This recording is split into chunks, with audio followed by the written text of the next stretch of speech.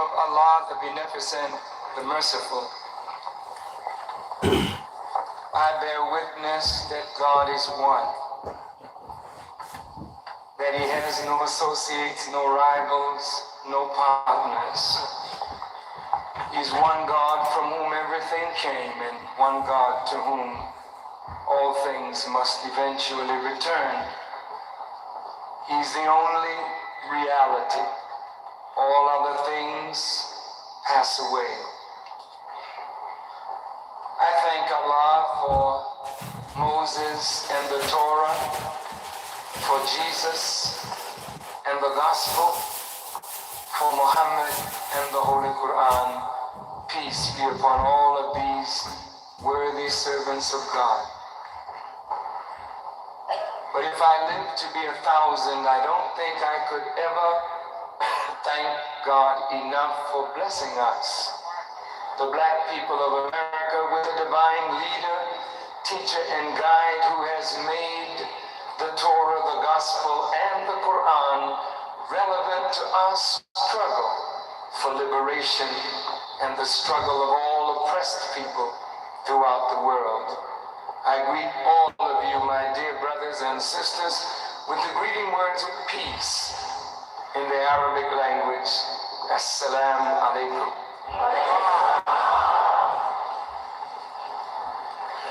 To our distinguished platform guests, to the wonderful chorale or choir that sang such a marvelous rendition. To each of you, my dear brothers and sisters, and to Brother Minister Jamil, Muhammad, and to all of the believers of Mosque number 6. Where's Brother Jamil? Brother Jamil. Or you?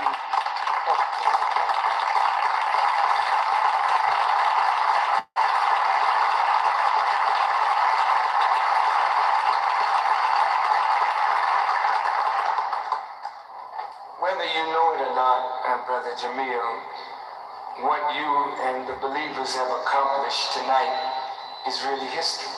That's right. This is not Friday night. This is not Saturday night. This is not Sunday afternoon. This is Thursday night. And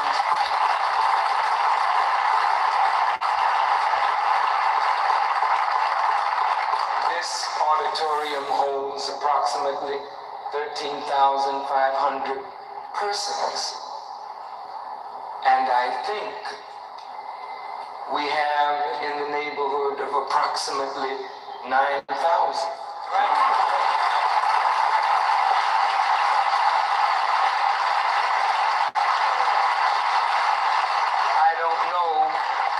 I don't know any other person that could have done this.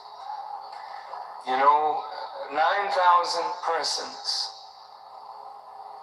paying $10 on a Thursday night to stand in line to be searched, and Michael Jackson is not singing.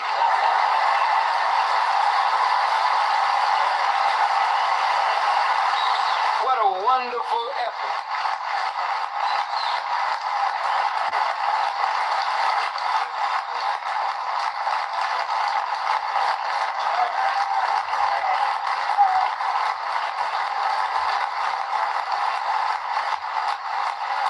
That's a wonderful effort.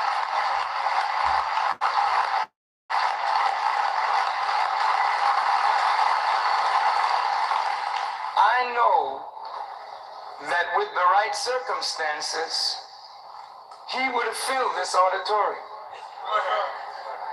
I know that.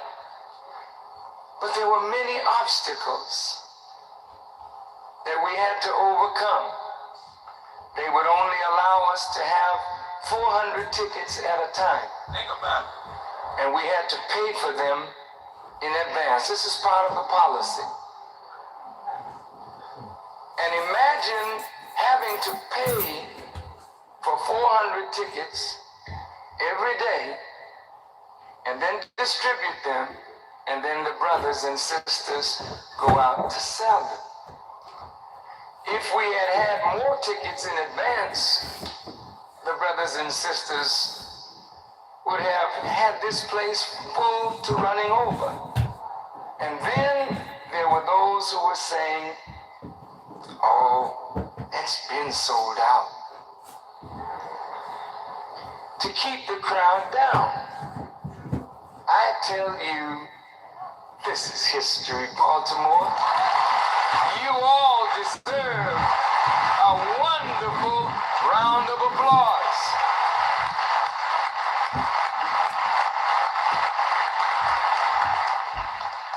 What this shows is that black people are hungry not for entertainment, but black people are thirsting for truth.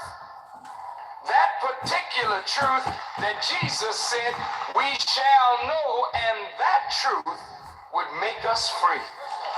That's what we're here for.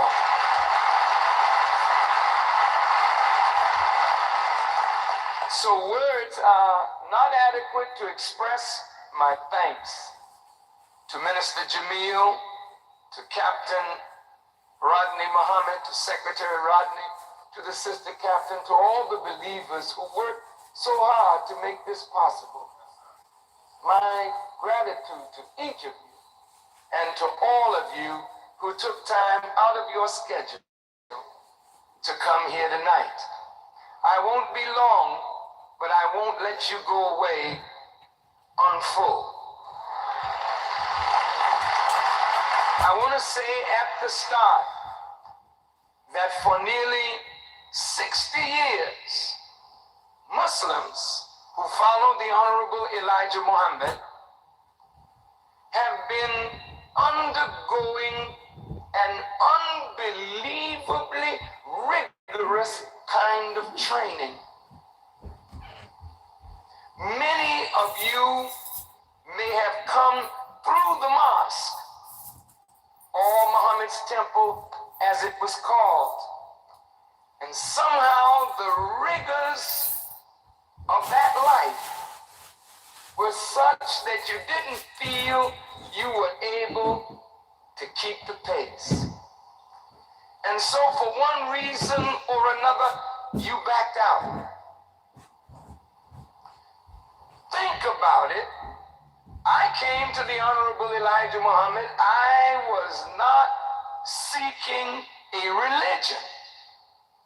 I wanted to see black people free. But I heard Elijah Muhammad and Malcolm X, and I was convicted of their truth. Now, I was trying to be a good young black person. I really wasn't a bad person. I just smoked reefers now and then, and used little pills now and then, and drank a little liquor now and then, and cut up with the sisters now and then. But I wasn't a bad fella. I wasn't too good either. When I got to the mosque, they told me I couldn't smoke. They told me I couldn't drink. Well, I wanted this teaching so bad, I fought and gave up my cigarettes. I came to the mosque with a reefer in my hat band. I heard they searched, and I didn't want them to find my reefer, so I put it in my hat band. Now, this is a strange thing for Minister Farrakhan to be talking about. Well, no, it's not. I don't want any of you to think I fell down from heaven. No, I rose up from hell.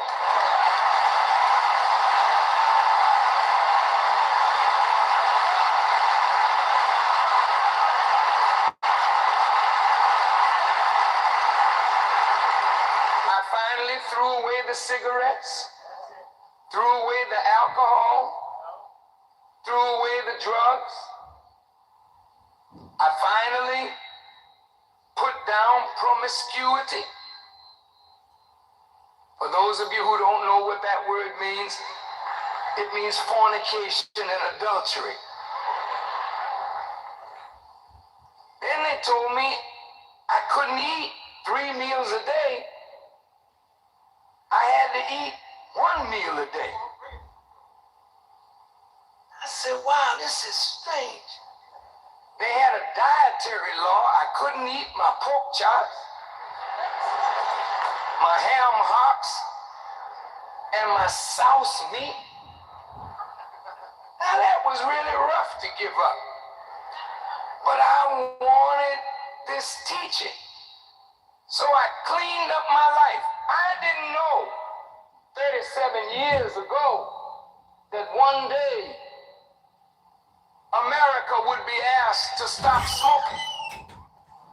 That America would be asked to stop drinking. I love this man so much right here. I love this man so much. What you willing to give up? What you willing to give up? I love this man so much right here. Listen again. What you willing to give up to be great? It comes with a cost. Drank a little liquor now and then, and cut up with the sisters now and then. But I wasn't a bad fella. I wasn't too good either. When I got to the mosque, they told me I couldn't smoke. They told me I couldn't drink. Well, I wanted this teaching so bad, I fought and gave up my cigarettes. I came to the mosque with a reefer in my hat band. I heard they searched, and I didn't want them to find my reefer, so I put it in my hat band. Now, this is a strange thing for Minister Farrakhan to be talking about. Well, no, it's not. I don't want any of you to think I fell down from heaven. No, I rose up from hell.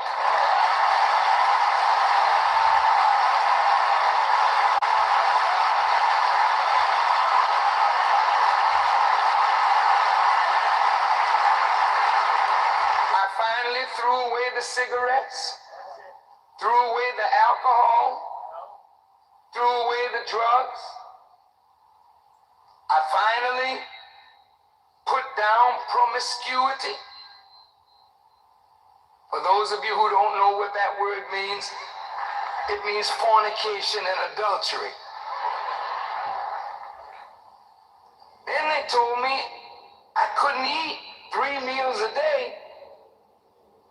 I had to eat 1 meal a day. I said, wow, this is strange. They had a dietary law. I couldn't eat my pork chops,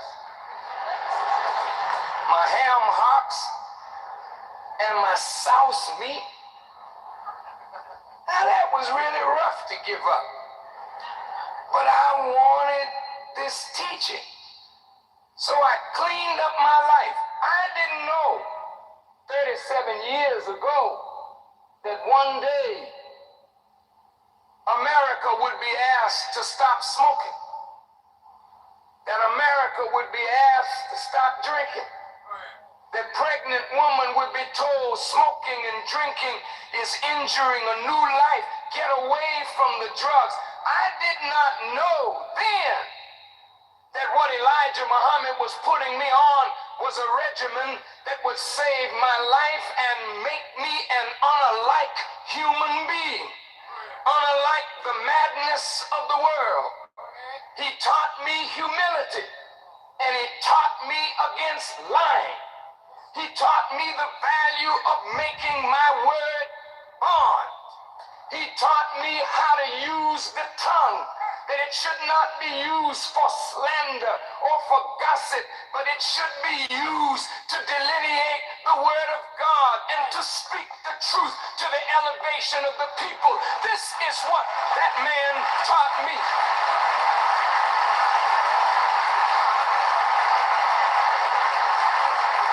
And so today I'm unlike any black man that stands before you.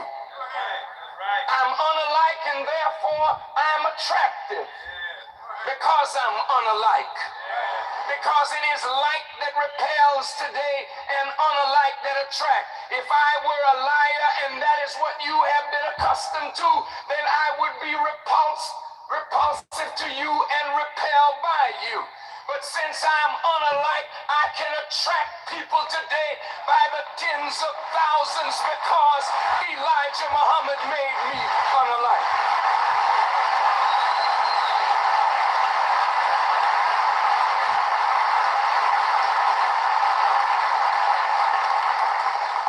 I haven't graduated yet. I haven't even gotten my diploma yet. But scholars listen to what I have to say, because what I have been taught by the Honorable Elijah Muhammad, you can't get in any college or university in America or in the world. College professors need to be taught all over again. Teachers need to be taught all over again. I'm sorry, preachers, but preachers need to be taught all over again.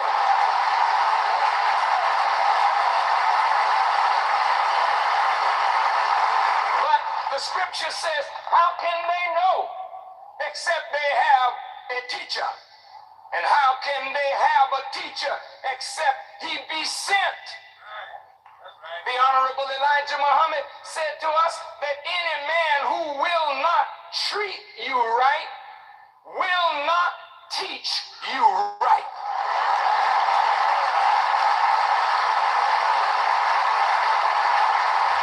And we have not been treated right by those in power ever since our fathers set the soles of their feet in the Western Hemisphere. So they who did not treat us right, if you look at the words of our mouth and the actions of our hands, they tell you that we have not been taught right. So we have to have a teacher, and that teacher must come from God, because the white man is not going to make a teacher to free you from his grip.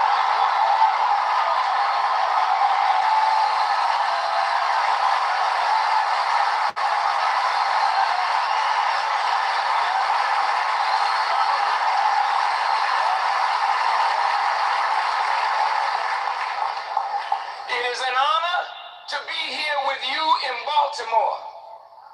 Baltimore is a great city with some powerful, powerful black men and women in this great city. Powerful black men and women.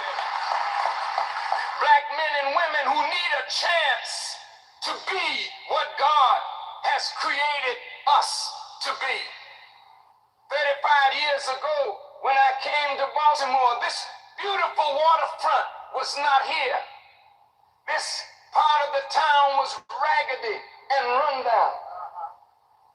But 35 years later, Baltimore has skyscrapers, new buildings, new office buildings, new banks, new hotels. It is trying to compete to be a convention center. But according to an article I read on Mayor Schmoke, 42% of the males under 65 years of age in Baltimore have no job. I thank Mayor Schmoke for the honor that he has conferred on the Nation of Islam, a citation of merit. We appreciate that and we thank him for such honor.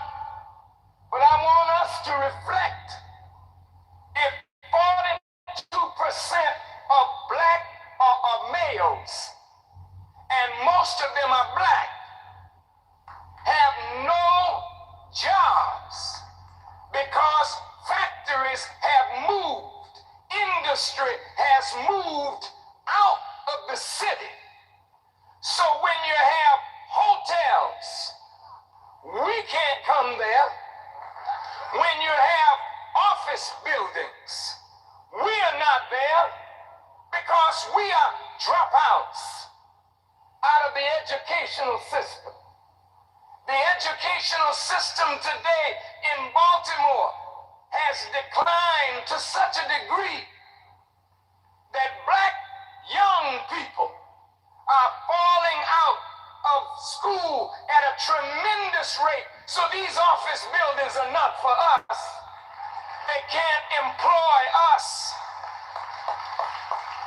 How long then can Baltimore City survive with millions of us or hundreds of thousands of us in the city in a wretched and deplorable condition? I say to the city fathers, and I say to the government of the United States of America, and to the developers who are developing these fine buildings and putting billions of dollars into highways and streets and sanitation and water, sewerage, and into new office buildings and bank buildings and hotels and recreation centers. But you won't spend money to develop human potential. You won't spend money to develop human beings. So human beings in Baltimore are degenerating while the city is building buildings. How long can the buildings remain with a degenerate population? Look at this. Infant mortality for blacks in Baltimore was 18.1%, while the white infant mortality rate was 8.6%. Deaths due to chronic liver disease and cirrhosis increased by 26% between 1986 and 1987, and the largest increase was among black males.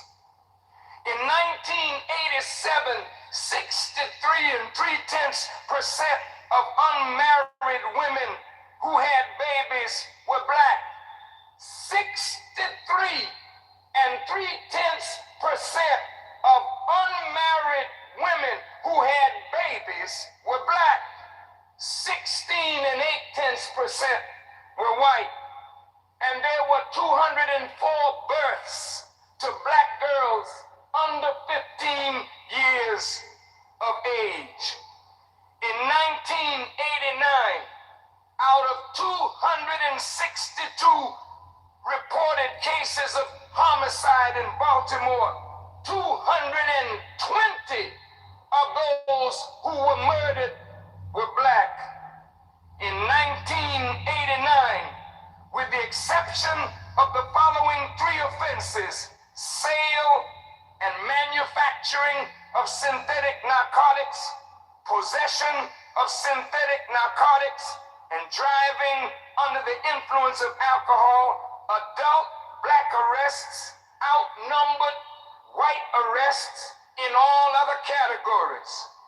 Black youth, on the average, are arrested at least 3 times more than white youth here in Baltimore.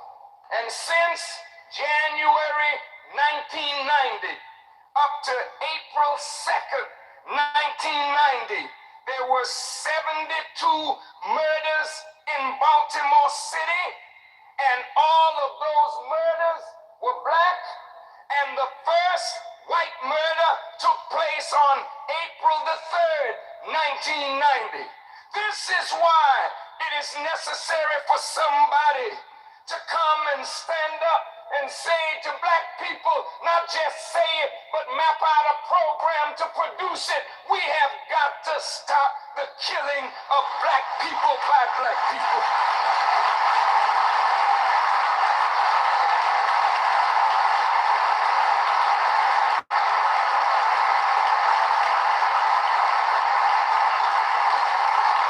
In 1989, there were 420 cases of syphilis among black males versus 9 reported cases among white males. Are you listening? In 1989, there were 149 reported reported cases of syphilis among black females versus 5 reported cases among white females. This is in Baltimore City. And in 1989, Baltimore City Health Department estimated that 96% of the reported cases of gonorrhea were in the black community. 90% of the male inmate population at the Baltimore City Jail is black. And the female inmate population at the Baltimore City Jail is 95% black women. There are 20 men on death row in Maryland, and 14 of them are black. And the most recent man added is a 20-year-old black youth, Sean Woodson, convicted for the death of a Baltimore City policeman. There are 11,920 black males incarcerated under the Maryland state penal system, while there are only 4,065 whites in the whole state incarcerated. Can't you see, brothers and sisters, that something has gone wrong? And the scale is tipped heavily against us.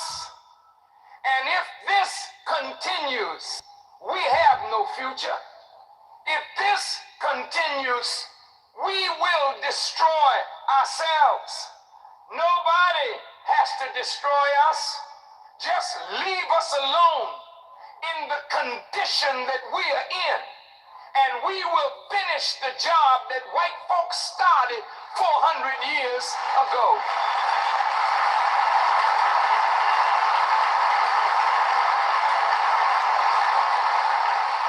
My dear pastors, preachers, and teachers, it really is irrelevant for us to stand up in the pulpit on Sunday and tell black people we ought to love one another. But how can a black woman love her people when her daughter has been turned out and made a prostitute because another black male offered her crack one day and then made her a prostitute the next? How can we teach black people to love one another when we have become the #1 rapers, robbers, beaters, shooters, killers, liars, deceivers, and destroyers of ourselves?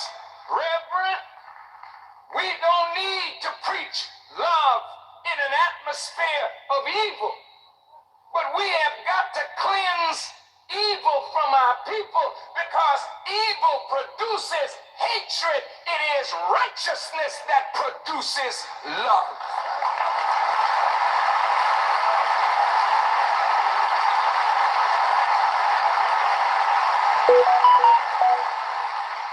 The way you received me tonight shows that you have love for me. But I have not met you personally, yet you love me. Certainly I love you. But what produced this bond of love between us? It is because I have not lied to you. I have not deceived you. I have not played games with your emotions. I'm not a robber of black people. I have not murdered any man. I have not beaten any man. I have not sanctioned such with those who have come to stand with me. They come one way and we clean them up and send them back to serve the community. And this is why today, even though politics is a dirty business, even though politics is rotten almost to the core. Even though the houses of politics are really houses of death, they are whited sepulchres in which are the bones of dead people. Nevertheless, if reparations are to come to black people, that's a political decision. If new jobs are going to open up for black people, that's a political decision. If there's going to be new traffic lights, new stop signs, better education, quality education for our children, those are political decisions. But we don't own our politicians. They are owned by other than us. We vote them in. Then they work hard for others and do very little for us.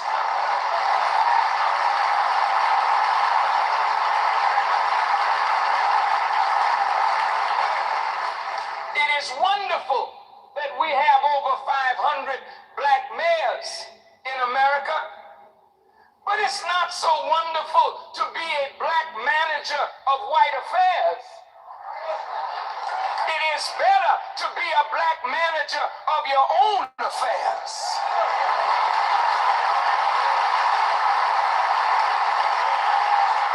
Black folk, white folk don't vote black folk in unless they are good managers of their affairs. We don't own anything here. So politics has not really been in the best interest of our people. We've had some wonderful politicians, strong legislators, but if we don't watch them and wash them in a pool that will cleanse them from the houses of corruption that they seek to represent our interest in, then we may send them in one way and they come back out another way. But Jesus said that he could be in the world, but not of the world. Jesus said, I have overcome the world. Jesus said, greater is he that is in you than he that is in the world. Well, if the world overcomes you, then Christ is not in you. But if you overcome the world, then that is a witness that you are from God, and God is with you, and God is in you.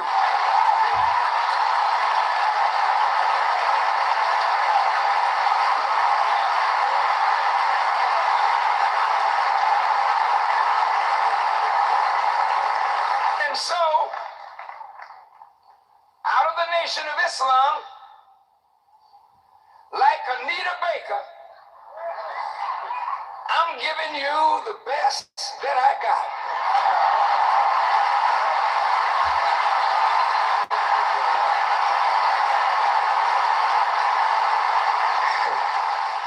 The Honorable Elijah Muhammad said, put the Muslim program before Congress. How are we going to be able to put the Muslim program before Congress unless we have somebody in Congress who believes in that program? And so, since Walter Fauntleroy has given up the delegate seat in Washington, D.C. to run for mayor, we have chosen a young man who grew up in Baltimore, but lives in Washington. He graduated from high school here, and he went to college. He started here,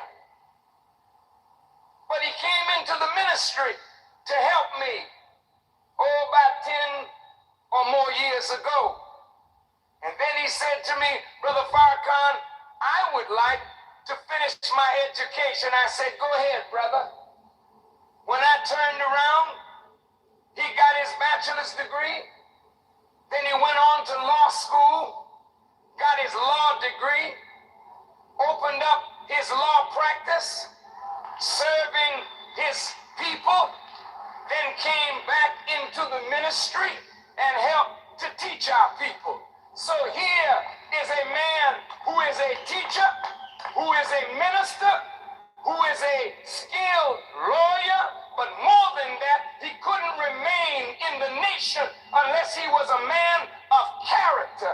And so we're giving you the best that we got, Brother George X.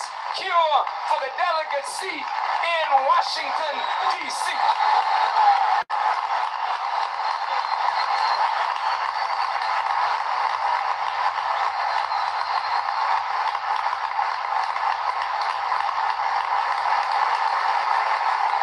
Standing next to the cure is the doctor. He is a man that heard the Honorable Elijah Muhammad, and the Honorable Elijah Muhammad inspired him to go to college and to seek the field of medicine. So he did his undergraduate work in Cleveland. Then he went on and did medical school, then his internship, and he became a surgeon of the first order. He's not only a doctor, a physician of magnificent rank, but he's one of the finest spiritual teachers anywhere to be found, not only in America, but in the world, because he has an understanding of this that God put together. And he has an understanding of the metaphysical relationship to everything in physical creation. He has a knowledge. He has a knowledge of biology, a knowledge of chemistry. Then he has a knowledge of spiritual biology and spiritual chemistry with its root in mathematics. He is one of the leading teachers. In fact, he's our national spokesperson. Then he's the chief dope buster in Washington, D.C.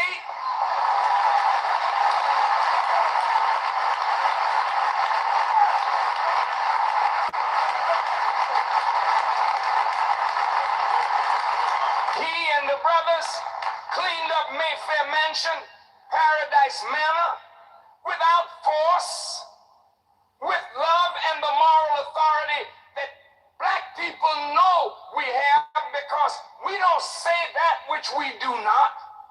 For it is hateful in the sight of Allah for us to say that out of our mouth which we do not do. So we are trying to be seen doing what we say. We're giving you the best that we got. So he lives in Prince George's County, right here in Maryland. So he's running for Congress in the 5th District in Maryland, and we hope that Allah will bless us to send the doctor and the cure to Congress.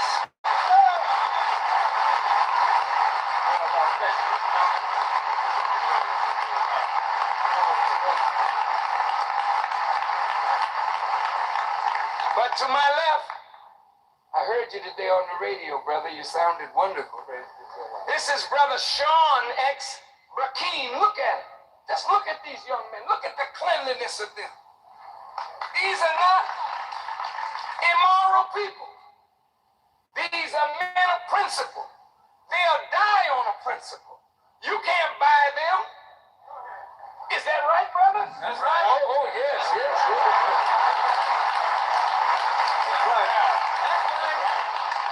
And there's no use in you asking us, can they serve Christians if they're Muslims? If we can't serve our people, we don't have to be there. We shouldn't be there. Is that right? Do you have any preference Christian? To a Muslim and a Christian and not to a Jew? You give justice to all. Isn't that what we're taught? Yes. This is our teaching. In spite of what you think. That's right. That's right. We give justice to all. We don't care what your color is. Justice don't know any color. Justice only knows what is truth and what is the proper action in accord with truth.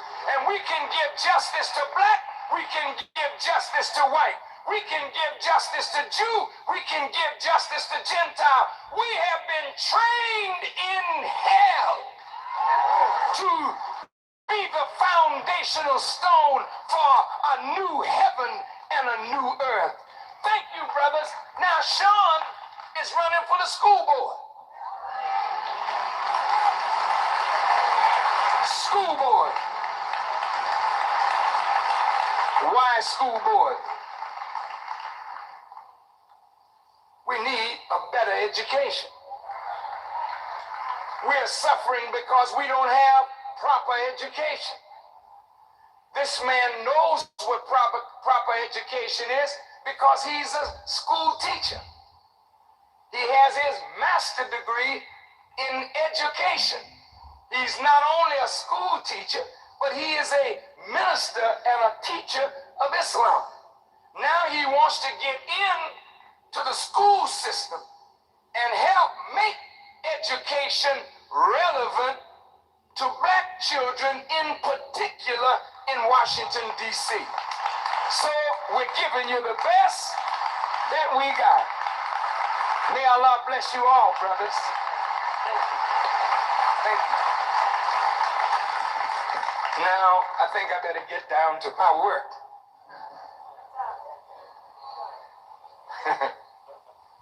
I'm going to get right to the point. Do you know why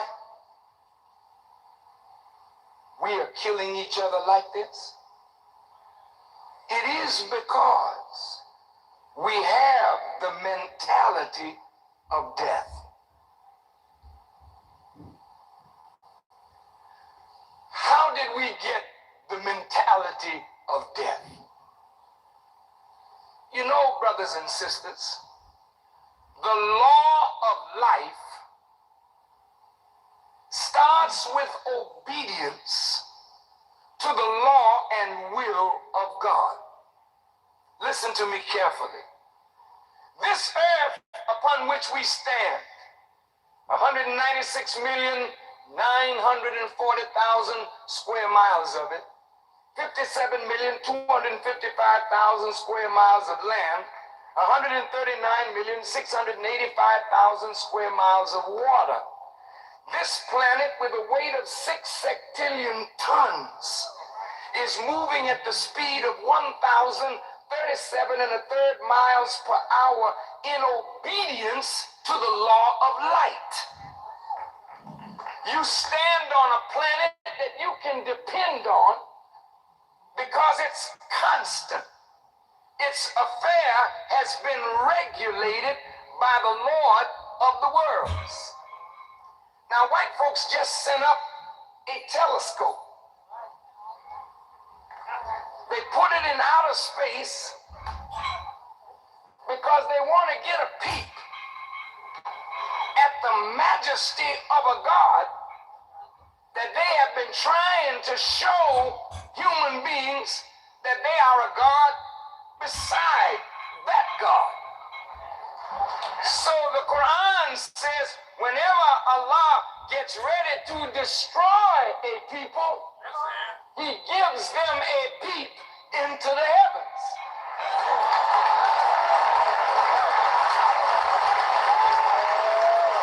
What is He giving you a peep into the heavens for?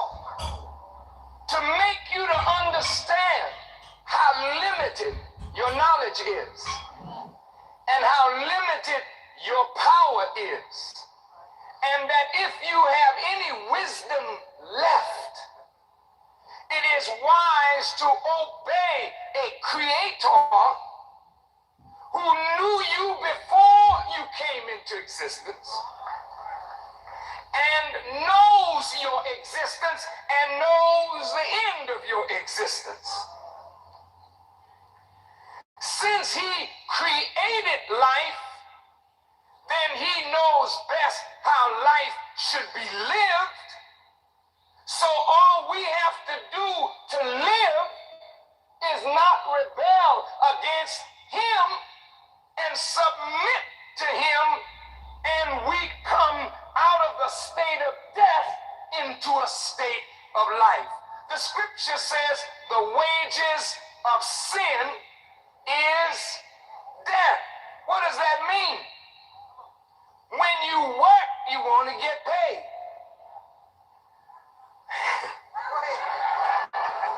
When we sin, we get paid for it. What is sin? Paul describes it as transgression of the law.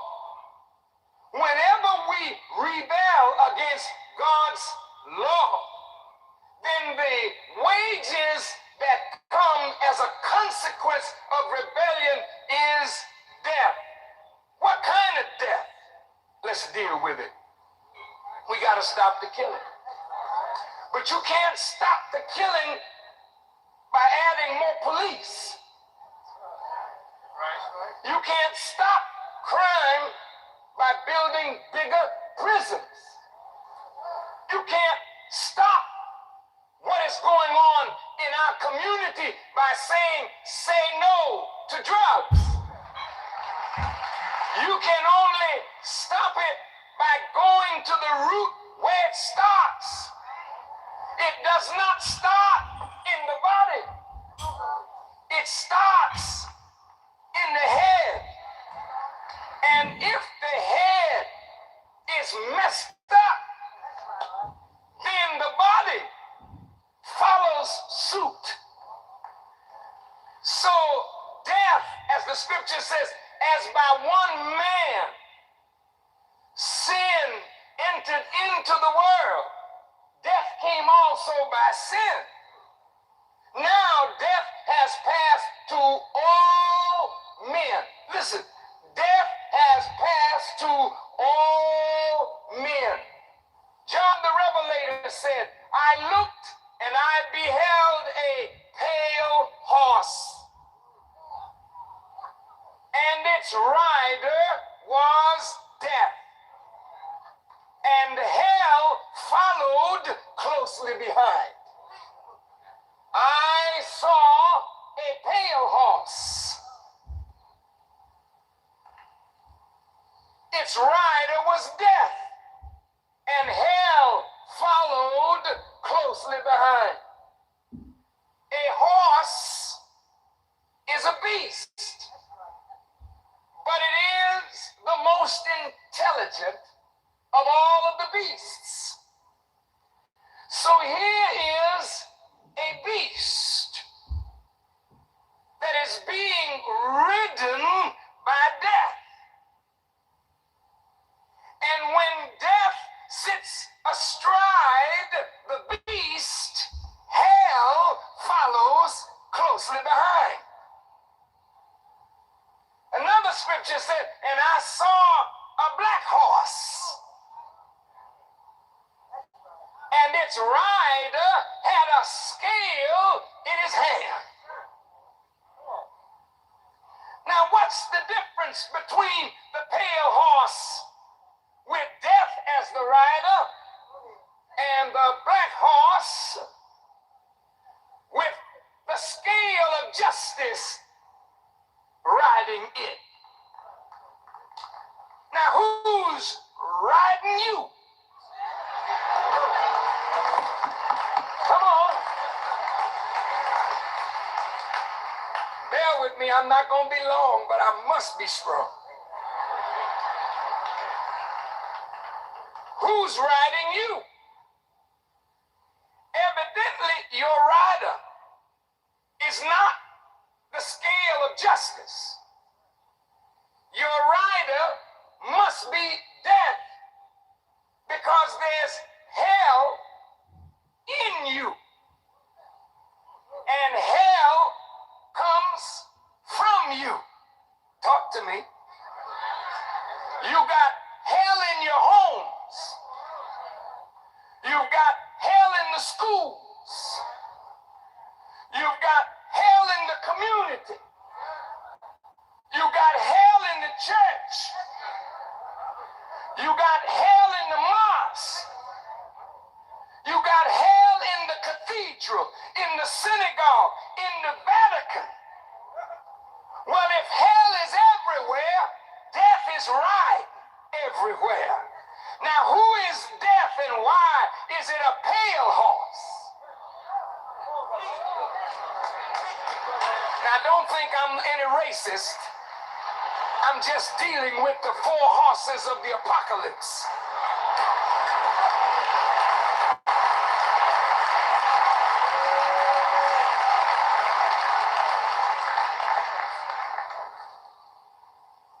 Everybody all right?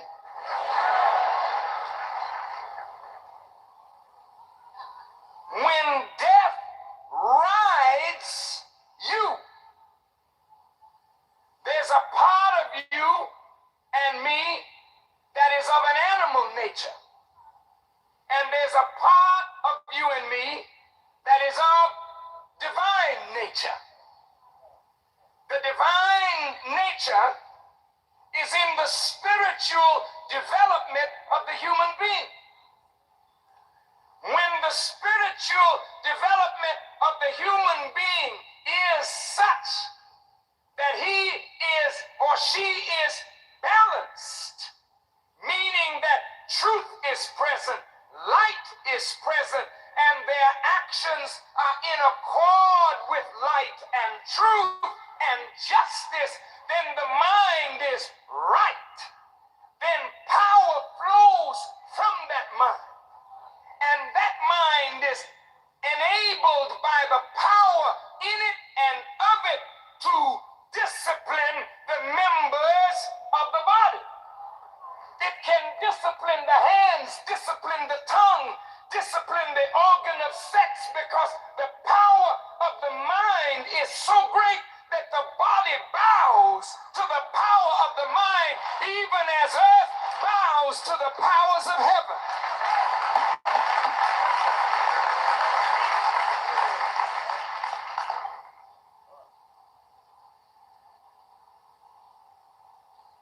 When the mind, however, is darkened and no light or knowledge is present, then the urges of the body become the dictating force of that life. So the spirit of the man, the mind of the man, is buried under the flesh.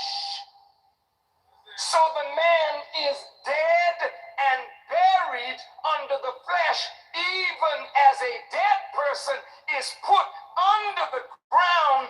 The spiritual part of man is buried in the flesh of the man. Listen to me carefully now. How did this happen? When did this happen? Why did this happen? If you look in the book of Genesis,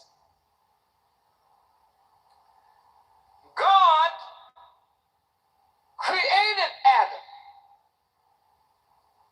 and made Adam after his own image and likeness, according to the book.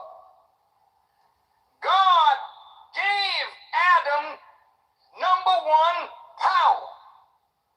Number two, dominion, rule over the fowl of the air, the fish of the sea, and every creeping thing that crawls upon the earth.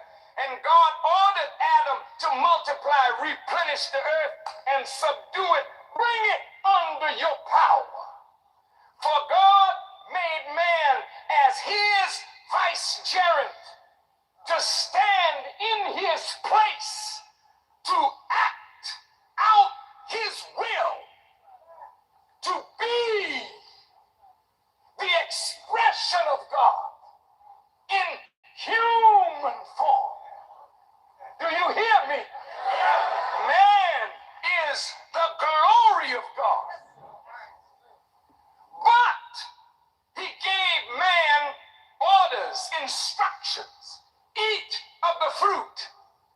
trees in the garden, but this tree of the knowledge of good and evil, don't eat its fruit. The day you eat it, you shall surely die. Those are heavy words. I'm going to say it again because I want you to hear the point. The day you eat this fruit, you shall surely die. Then the scripture goes on to say, Eve, for some strange reason, Adam moves away, and some serpent, imagine this, starts talking. And Eve is holding a conversation with a snake. Now you can believe that if you want to. But if Eve is anything like the women of today, I don't know how in the hell a snake could walk up to Eve and start talking and Eve say, yeah, baby, what is it all about?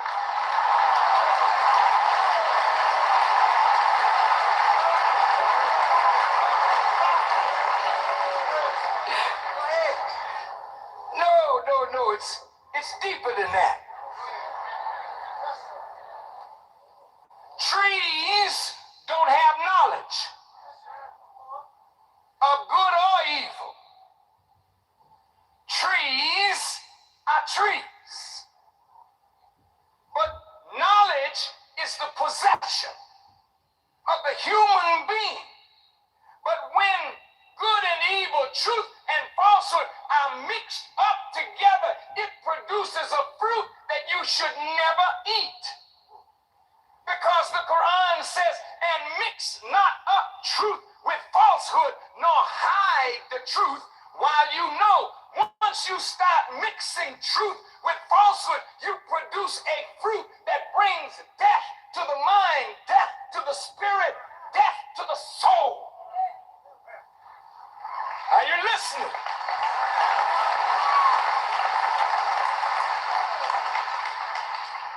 This serpent understood human nature. So the serpent says, check this out. Look, Eve. See, God just told you that because he knew that if you ate this fruit, you wouldn't die. Your eyes would come open. And you could become a God like him. Now that's very clever, isn't it? Why is it clever? They were suggesting that God was putting a game on Eve and Adam, trying to keep them ignorant.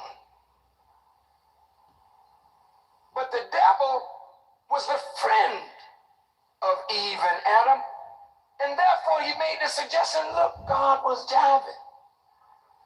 You ain't gonna die. Your eyes are gonna come open. Which one of them told the truth? Now he eats the fruit. He don't drop dead. He eats the fruit, and sure enough, the book said his eyes came open. He said, oh man, I'm naked.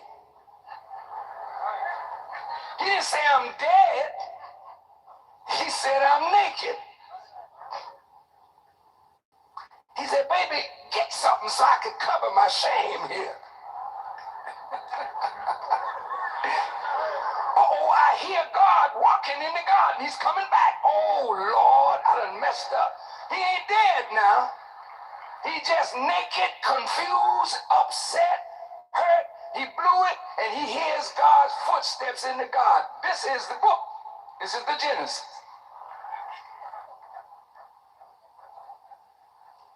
He starts talking to God. I'm naked. God said, how did you know?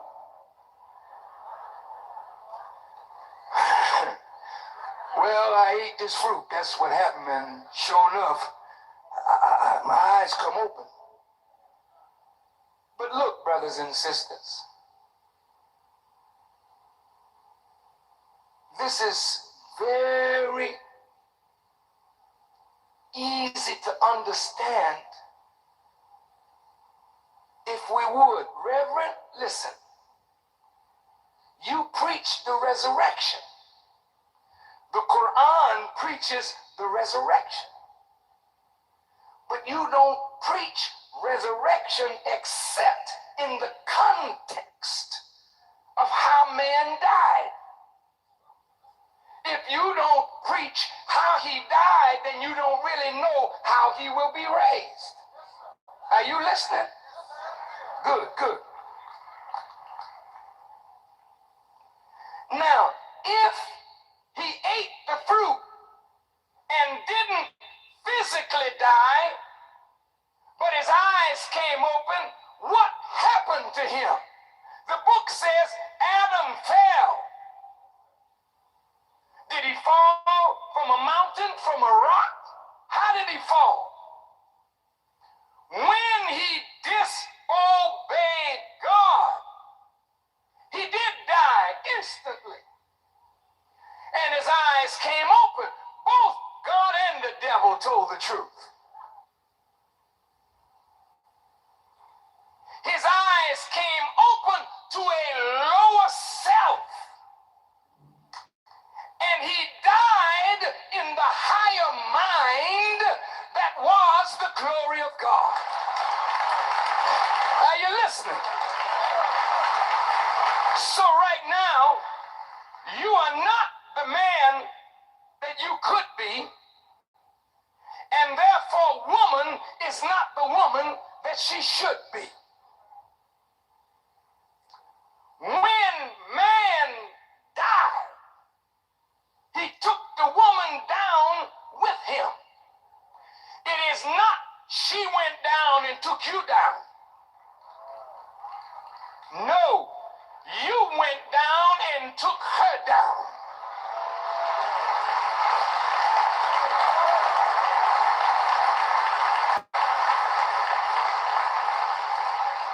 If the theologians would like to argue that point, we can argue. And I don't think you'll win. Not today. Because you didn't know what you were talking about from the beginning. Not in your school of theology. White folk don't have any teaching of theology that God will approve of. That's why the church looks the same as the world.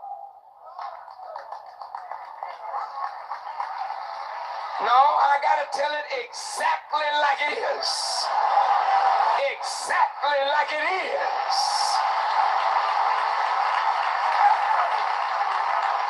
And the mosque is no better. And the synagogue is no better. Religion has failed to bring man where man ought to be. Because the teachings of the prophets have been subverted by the satanic force in the world. So what you have is Satan in the pulpit, Satan in the church, Satan in the mosque, Satan in Mecca, Satan in Rome, Satan all over the world.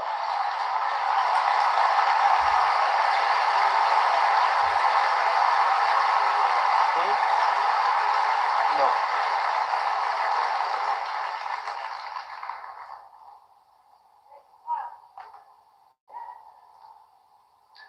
Give me this walking microphone, because I might want to walk a little bit as we end this. Thank you very much, sir. Thank you. Now, brothers and sisters, this is critical to understand. From the navel down is the underworld of man and woman. And this is where we live. In the underworld. The heart the spirit is subjected to the force of the underworld from the navel down. This is the area of appetite. Too fat physically, too fat spiritually. We're diseased physically, we're diseased spiritually. You listening? We have died in the highest realm of our manifestation, and we're living in the lowest manifestation of our human existence. In fact, we have not become human yet. So when they say, well, I belong to the human race, I'm not white, I'm not black, I'm human. You tell that lie to another fool, but don't tell that to me. Because if you were a human, excuse me, brother, that's my cufflink. I got to worry about that one. Thank you. I got to worry about this one. This is significant. It's the picture of the Honorable Elijah Muhammad. And I don't want anything to interfere with the word, but I ain't going to let that get away.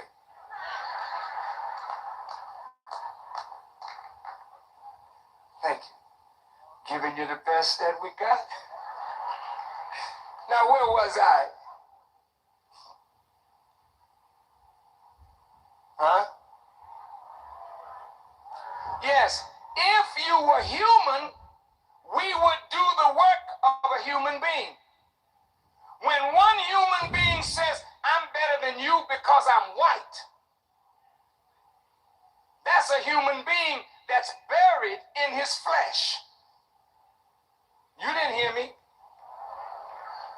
And this is why the white world is considered in the Bible as death itself.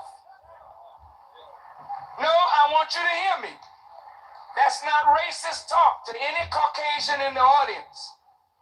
I want to talk to you.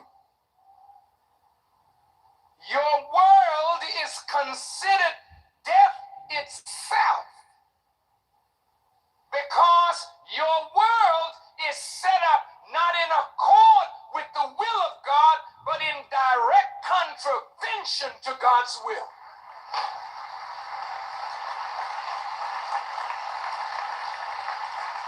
So your own qualities, human qualities, and divine qualities are buried under the mind of white supremacy.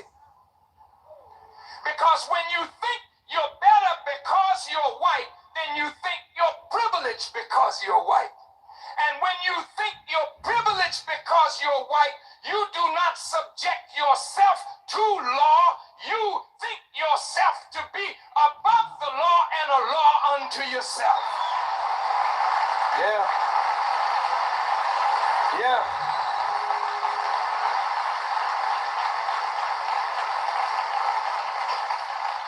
See, this is why they don't like Farrakhan. They don't like Farrakhan because Farrakhan has been taught by a master teacher. You can't deceive me by God's grace like you've deceived 9/10 of the planet. I can only be a fool if I want to be one.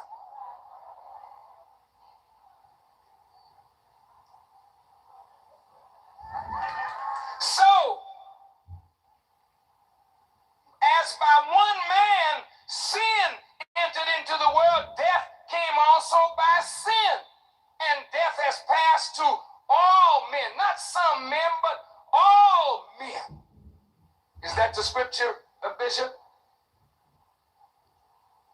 Then that means that the whole planet Earth is under death. And the whole planet Earth needs to be resurrected. Listen, listen, listen, listen. The Bible closes with 4 beasts. And there were people under the control of these beasts, and they had the mark of the beast in their forehead and in their hands. And I respectfully suggest to you, Black Baltimore, regardless of our church affiliation, we are under the rule of a beast. Beast means one who moves by his appetite, not by moral, ethical persuasion. And I respectfully say to the Caucasian listeners, your fathers had an appetite for conquest, and they did not care how they accomplished it. So the Indian is gone now. There were 10 million of them here. There's only 2 million left. You killed them because you said they were heathens.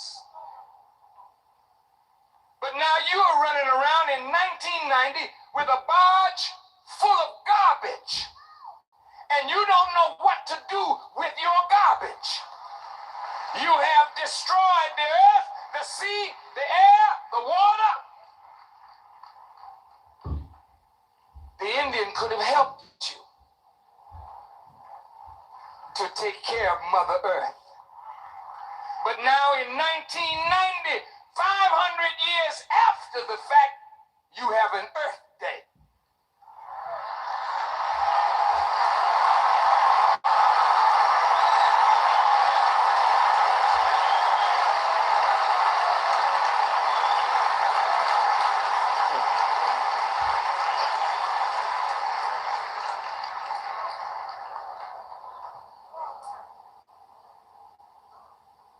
So, brothers and sisters, to just move this right along, Caucasian people took our fathers, as you know, out of Africa.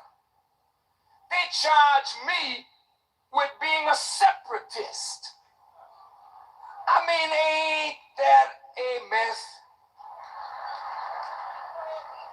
They brought us here, not in their quarters, but in the holds of ships which were reserved for us. They didn't come down there with us. Talk to me.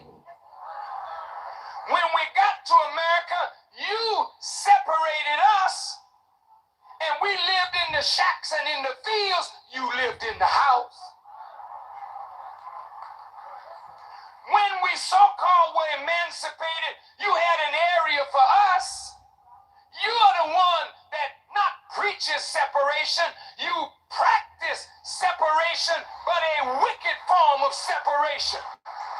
Segregation. Apartheid.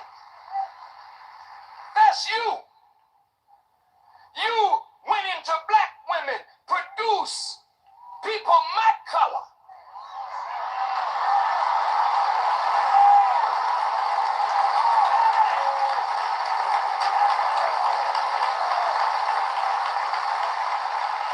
Then taught light-skinned black people that they were better than their black brothers and sisters. You did that.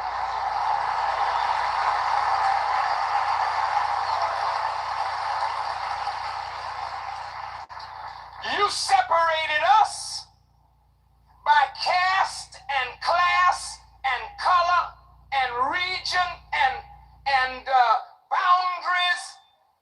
You separated us and segregated us because that's your thing.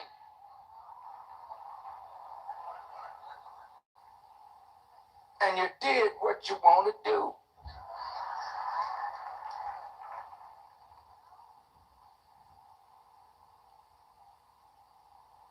You, white folks, did not allow us to go to school. You made us like animals. You did this. You broke down our morals and then condemn us for being immoral.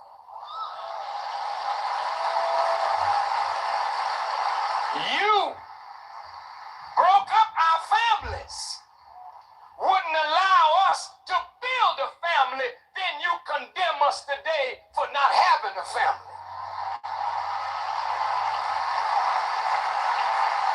You made black men stud horses that made black women pregnant, that you as the slave master, as the representative of the slave master, took care of.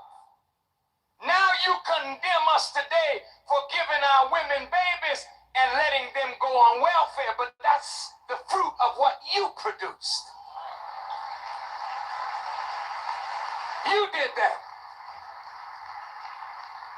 And the sad thing, though you did all of that and made us hate ourselves in the process, making it easy for us to destroy ourselves, then you sit back and call us crime addicts. We are addicted to this behavior. When we have mimicked the worst of your behavior. You're the #1 criminal. The #1 criminal. The #1 criminal. Yeah. So the scripture says, we were born in sin and shaped in iniquity. Born in sin didn't mean that sex is sin. God ordained sex. Sex is not sin. The abuse and misuse of it is.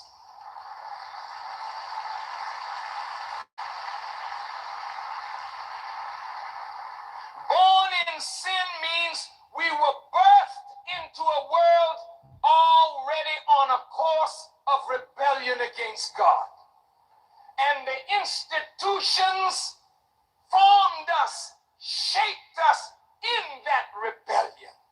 So we are born in sin, shaped in iniquity. And this is why death prevails over the planet and not life. And this is why there is no respect for life. We got to stop the killing.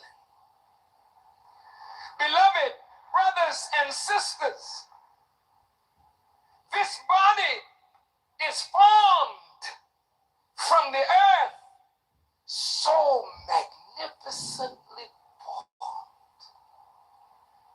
The Quran says, I created you in your mother's wombs, and I made goodly your form. What a beautiful form this is. It's magnificent. But God didn't make you just flesh and blood. He made you with another aspect to yourself that has unlimited possibilities for growth and development. Your physical body can only grow to a certain height and a certain weight, but your spiritual possibilities are as infinite as God Himself. Are you listening?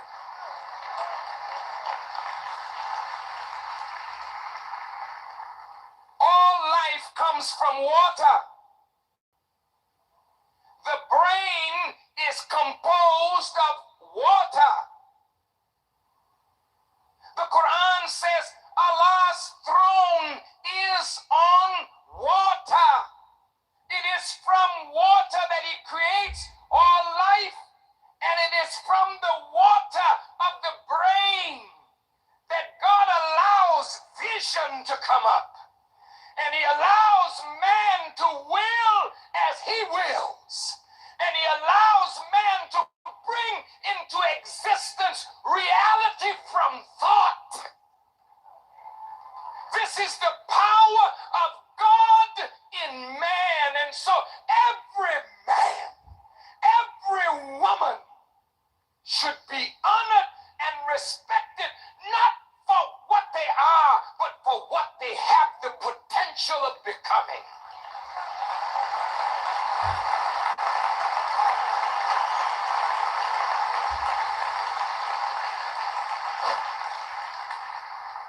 And this is without color. We all have the potential to be more than what we are. White people, you cannot rise unless your mind is destroyed under white supremacy. And you cannot rise, black people, unless your mind of black inferiority is totally destroyed. Almost finished.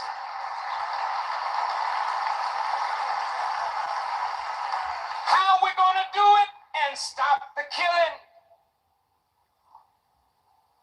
Dear sisters, you have the right of choice. You do. And you should exercise the right of choice. But don't clap yet until you know what I'm talking about.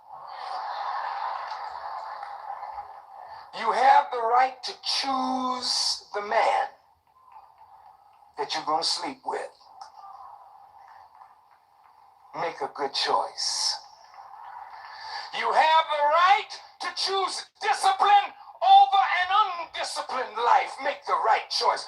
You have the right to choose moral strength over moral degradation. Make the right choice. But when you have made the choice to lay down with a man, and as a consequence of that, life is conceived, you do not have the right to sentence that life to death.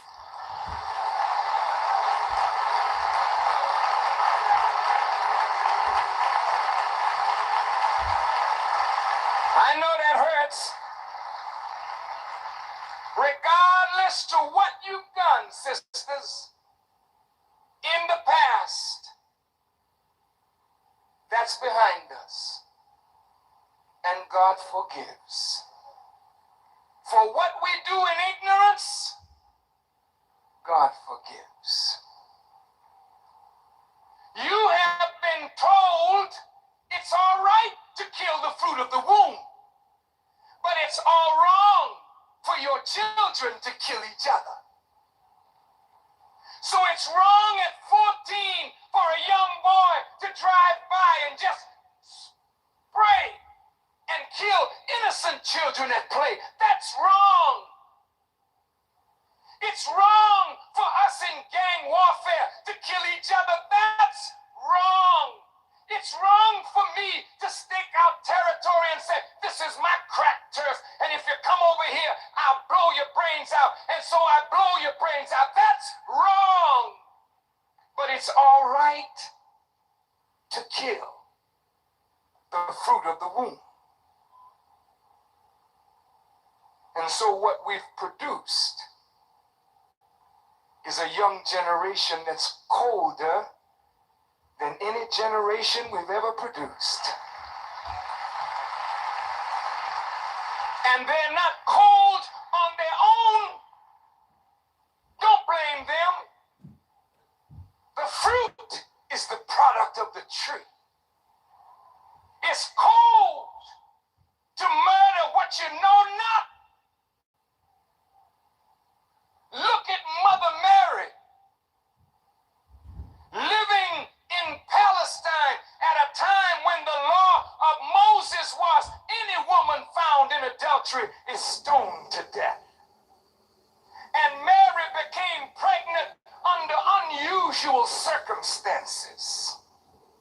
She couldn't stand questioning because there was no man she could point to. Hey girl, how did you get pregnant? Where's your husband?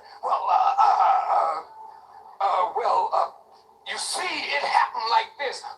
Baby. Take her out and stone her to death. She would have been embarrassed, humiliated. It would have been easy to attempt to kill the fruit of her womb. But the fruit of her womb was the answer to the prayers of millions. And the fruit of your womb is the answer to all the prayers of your parents, your grandparents, and your great-grandparents. Please do not kill the fruit of your wombs. You say, well, who's going to take care of them? Well, who took care of you? Somebody got you from where you were to where you are. Have you ever noticed those homes that had a lot of children in it? They always had a little extra at the table for somebody. But you that don't have any children, you hardly have anything in there for you and your wife, much less anybody else. Look at the worms as they come up out the earth, fat and plump. God feeds worms. You don't pull up emaciated fish out to sea. They come up looking healthy.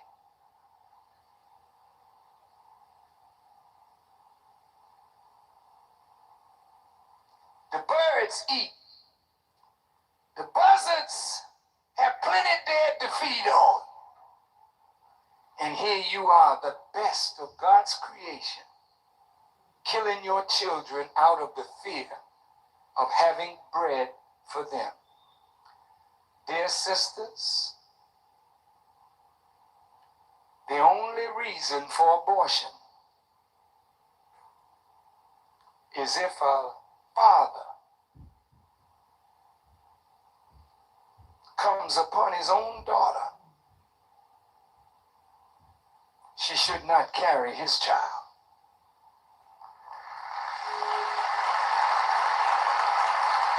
If a rapist rapes a woman, she should not carry his child.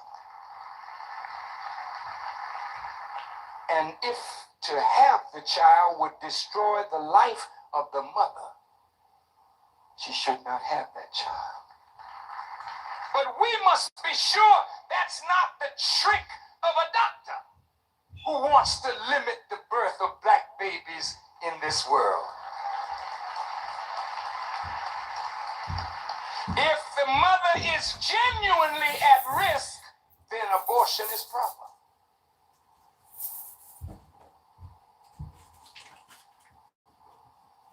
Brothers and sisters,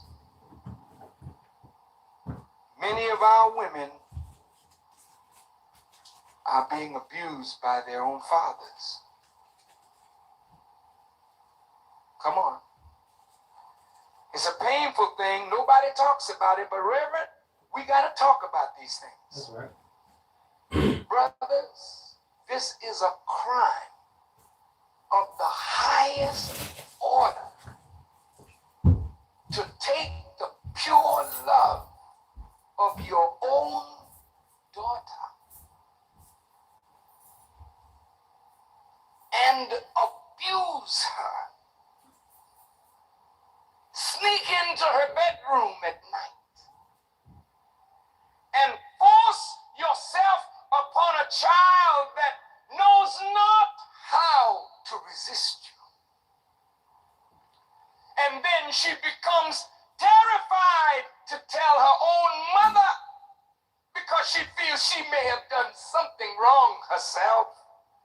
And then some mothers are so silly, they won't believe their own daughters when their daughters tell them about their fathers. Uncles taking off their nieces. Brothers taking off their sisters. Do you know what you do to a young girl when you do that to her? You don't know. And because you don't know, you don't understand the pain of women.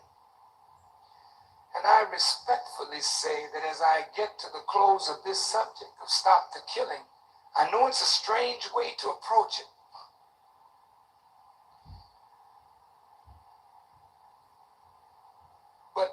no man speaks for the pain of women. No man seems to understand what a woman is. And no man seems to understand what he himself is. So we defile ourselves, and we defile our women, and we defile our children, and all of this is killing the spirit, the nature of the human being. Please let me finish this. My dear family, and I say this with deep love, and I'm not here to condemn us as men. That's not my purpose. I have too much love for you by God's grace and understanding of why we do these things. But you see, Dr. Alim, in the days of the prophets were physicians, and they were healers of the highest order. Our people are sick, and we need a doctor. The scripture says, is there no balm in Gilead? Is there a physician there? See? This is a people that are sick in a world that is sick, that needs healing, and doctors of psychology, doctors of psychiatry, doctors of medicine, doctors of law, doctors of divinity, doctors of sociology cannot heal, because your knowledge is not deep enough, profound enough, absolute enough to go to the core of the problem to heal. But I'm a man that never graduated from college. I have no letters, but I'm learned. Because I met a man named Jesus, and he opened up my eyes. I met a man named Elijah, and he opened up my eyes. And now he, by the power of God, has made me and is making me into a teacher unlike any teacher you have ever seen or heard or may ever see or hear.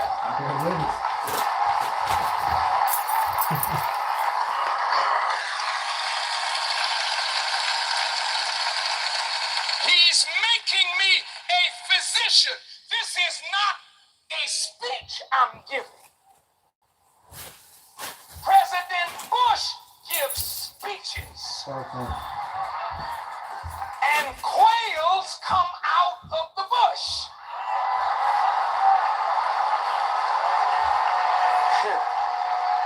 Farrakhan does not make speeches.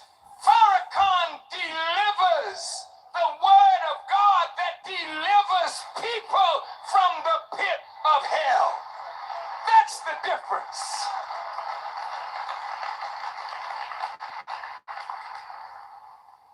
Now, I want to close this. Stop the killing with the nature of women and men. Because most of our women are dead in the nature of a woman. And most of our women are so nearly completely destroyed that they can never give to a man what God put in them for a man. And even if you knew how to call it forward, she still might not yet have it to give, because she has been killed by men a long time ago. When a woman loves, she loves purely. When a woman loves, she loves completely. When a woman loves, she loves unselfishly. And when Anita Baker said, I'm giving you the best that I got, baby, she not jiving. Anita knows. Aretha knows. Sarah Vaughan knew. Billie Holiday knew. Black women know. Black women know.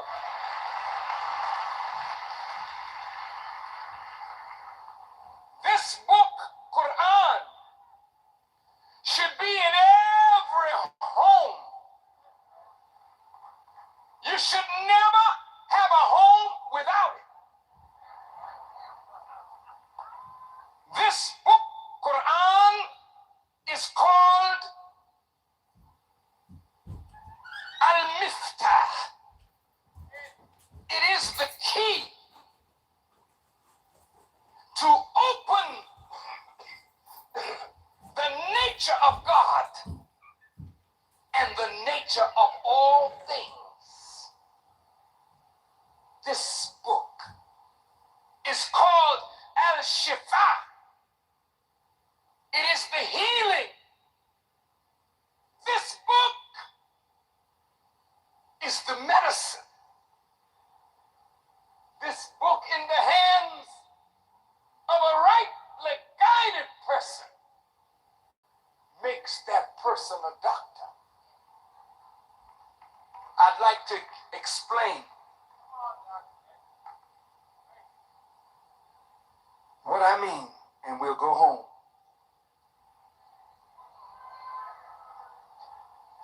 In the Quran, it says, serve your guardian Lord, by whom you demand of each other your rights. Serve God alone, by whom you demand of one another your rights. Women have rights of demand over a man, and man has rights of demand over a woman. But the demand is not made from the mouth. The demand is made by the nature in which we are created. Listen, listen, listen. Allah says in the Quran that He created us complete yet incomplete. When that baby is born, it is complete, but it is incomplete. You put it on your breast, and that's where the baby belongs. Not on a can of Similac or Infamil. Move your husband off your breast and put your baby there. Oh, I'm getting into trouble. I'm getting into trouble. I don't want to get in no trouble, but I think I just got in trouble. Listen, brothers.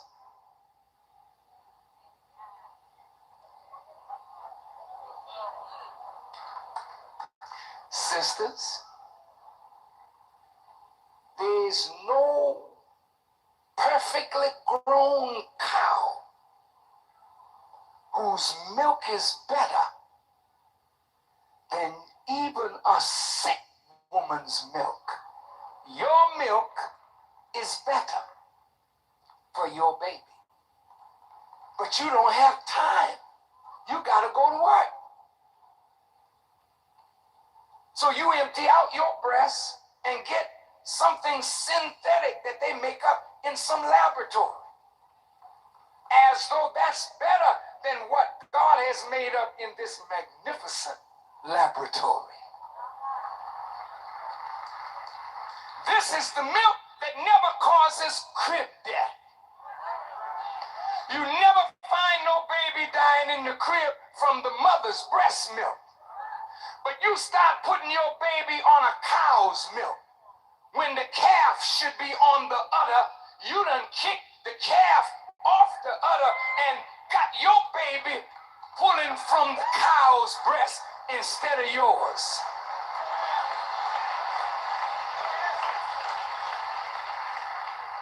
I know this is rough, but just bear with me.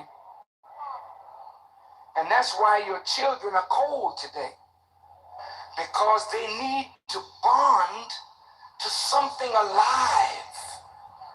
They need to feel the warmth of their mother, to be bonded to a living reality. You see?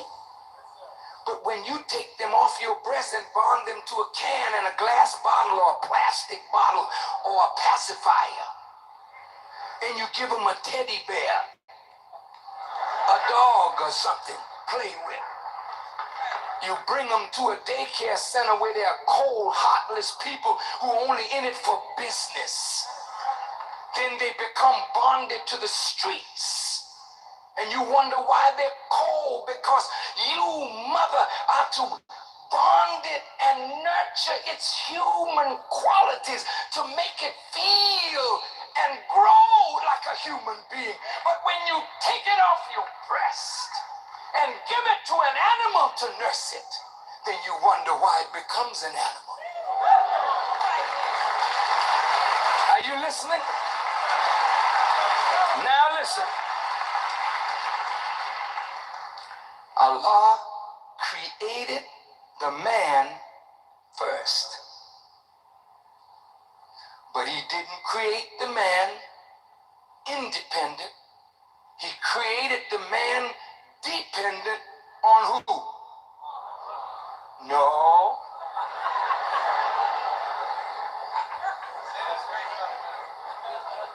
There was no woman.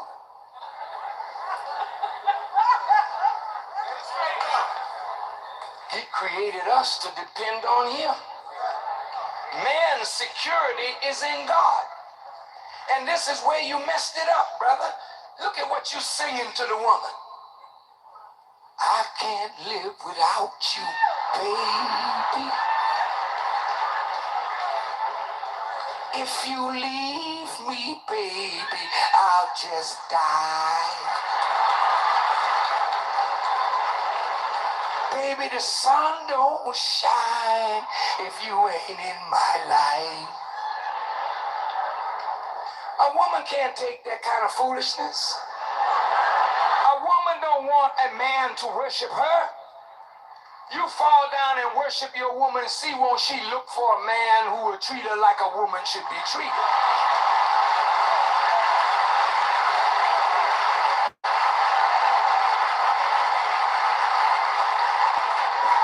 Am I right, sisters?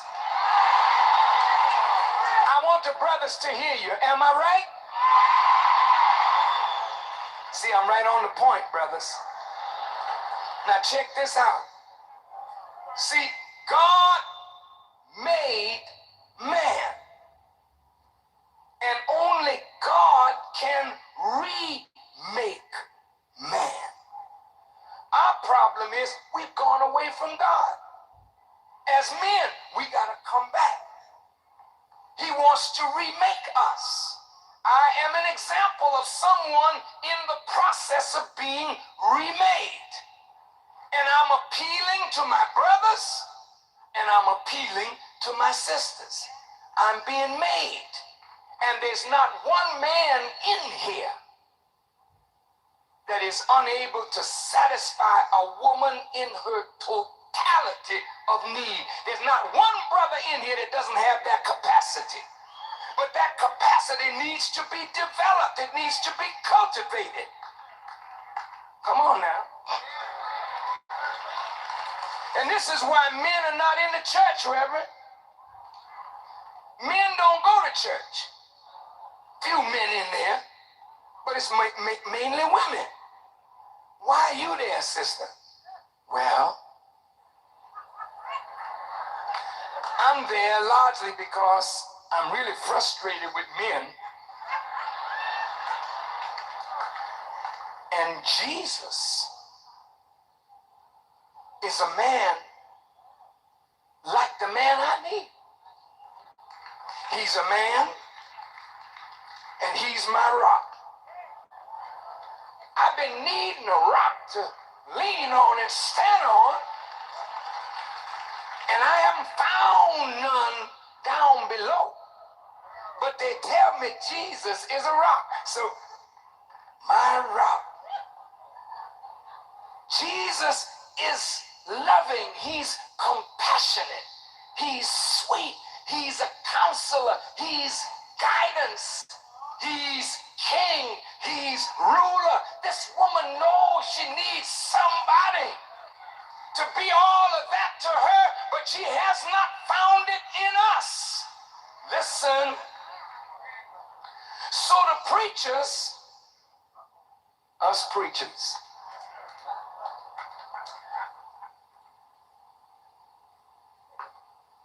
women just flock to the church and they love the preacher.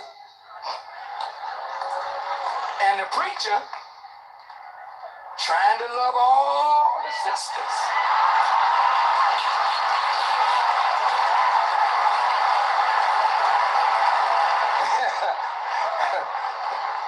Not this one.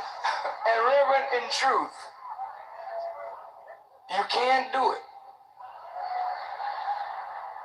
It'll mess you up. And it'll mess the house up. But the reason women like preachers is because the preacher wants to do something. And woman is created with the nature to help a man do something. And if she got a man that ain't doing nothing, she gonna find her a man that's doing something so she can do something with it.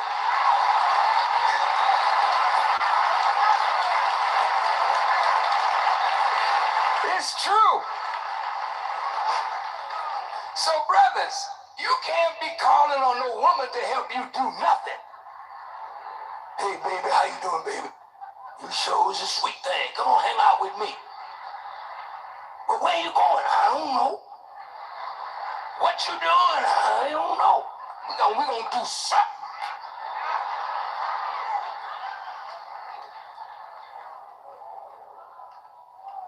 See, a woman can't hang with you too long if you're not going anyplace. And that's why they gravitate around stars and they scream like crazy over stars, because stars got money, stars got fame, stars got power. And that's why God made her to help you meet the obligation that God put on man. You're not doing nothing, leave the woman alone. You're not going any place, leave her alone. But if you got something to do, she'll help you do it. You want to build a world, she's qualified to help you build a new world. She got it.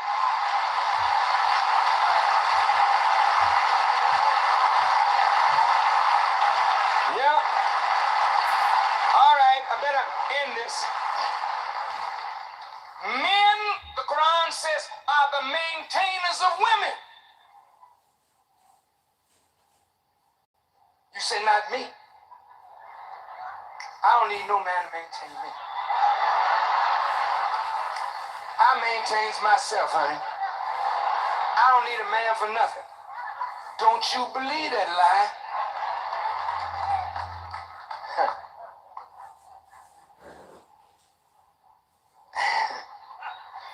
sister, if you're a doctor, if you're a lawyer, if you're a teacher, if you're an engineer, I don't care what in the professional world you are, you do not draw as much happiness from being that than you do in making a relationship between a man and you work. It's true. If you're a doctor, I don't care when the operation is over.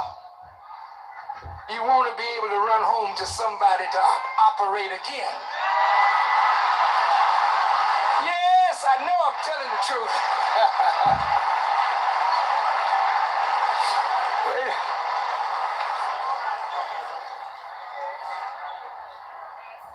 Now, sisters, a man is created by God to upkeep you spiritually, mentally, morally, psychologically, and physically. Awesome. Man is the maintainer of woman. That is in your nature, brother. You can be a pimp if you want to. But there is no pimp that is secure. He's not a secure man. Because it's not in the nature of a man to make a woman work for him. That's right. And let me tell you something, sisters. When you want a man so bad that you keep him to keep him, you ain't got nothing. Hold on. When you are dumb enough to say, that's all right, baby, I'll work for both of us. You just stay home and look at the soaps and tell me what happened as the world turns when I come home. And he said, okay, baby, okay. Brother, going out like 10 minutes. Heard his voice. I got something for y'all, dude. Law. In fact, I want to get right to the point.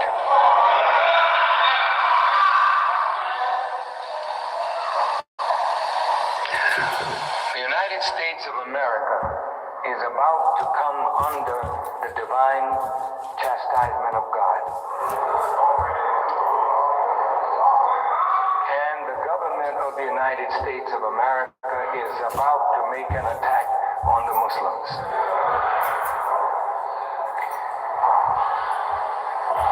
The world knows Allah, God, by name. In fact, even before the Holy Prophet Muhammad, peace be upon him, was born, the name Allah was known among the people. Prophet Muhammad, peace be upon him, with the revelation of the Holy Quran, brought to us the 99 names of Allah, the most perfect of them being Allah. There is no real translation for the name Allah, but if one were to translate it, it would mean the one true God. All of the righteous names of God belong to him. All of the names that we call on, they are good names, but each of them describes an aspect of the God. But the best name to give him is Allah, for it encompasses all of the good names. Jehovah is a good name. Yahweh is a good name. The omnipotent is a good name. The beneficent, the merciful, the powerful, the mighty, the wise, the truth, the forgiving, the destroyer. All of these are good names of God. But Allah, that is the name that encompasses all of the good names. But what we have not known. We have not known the person of God. We know his name. We know his attributes, but we've never seen him. He has remained unseen, but he is known through what is seen. We see the sun, the moon, the stars, the planets, the worlds that Allah created, but we don't see him. Everything that testifies to his greatness is physical, but the unseen power behind this physical manifestation, we have not seen him. The prophets have heard his voice. He has spoken to them according to the scripture. He spoke to them. They heard his voice in their ears. He revealed to his servants, the prophets, the Torah, the gospel, the Quran. And according to the Holy Quran, every nation has received a messenger. Every nation has received a warning. Every people have received somebody from the God that has guided them, taught them, warned them, united them, purified them. Even to the Native Americans, there have been great ones coming up among the Native Americans called Indians that gave them vision and guidance and tried to unite them. But the God who has made all of this reality has not been seen. So we don't know him. We know his name. We feel his spirit, but we don't know him. I like the voice of Mariah Carey. You know, I heard her voice on the record. I said, what a beautiful voice. What range she has. But though I heard her voice, I never knew the face. But I felt her spirit. But it's nothing like seeing the person in person. So when a star appears, you know, and you hear about Michael Jackson, or you hear about a great one, but when they come to your town, and you see the words live and in person, then you go and get your ticket and stand in line to see that star. Well, what if somebody told you God was live and in person? What if somebody told you that stand in line, you can see God, you can touch him, you can get acquainted with him. He's real, he's live.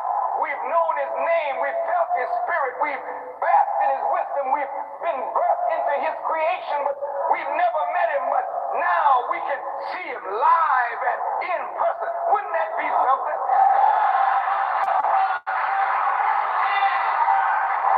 But anybody could stand up and say, here I am. There's all kind of Michael Jackson imposters.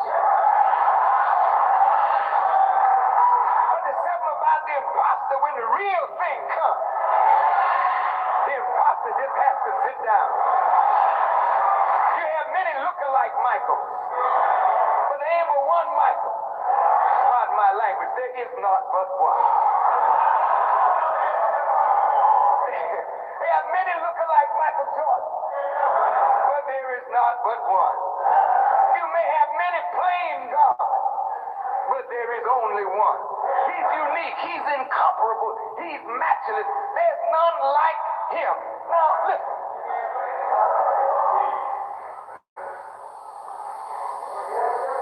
it interesting that the Arabic language is one of the most mathematically precise languages in creation?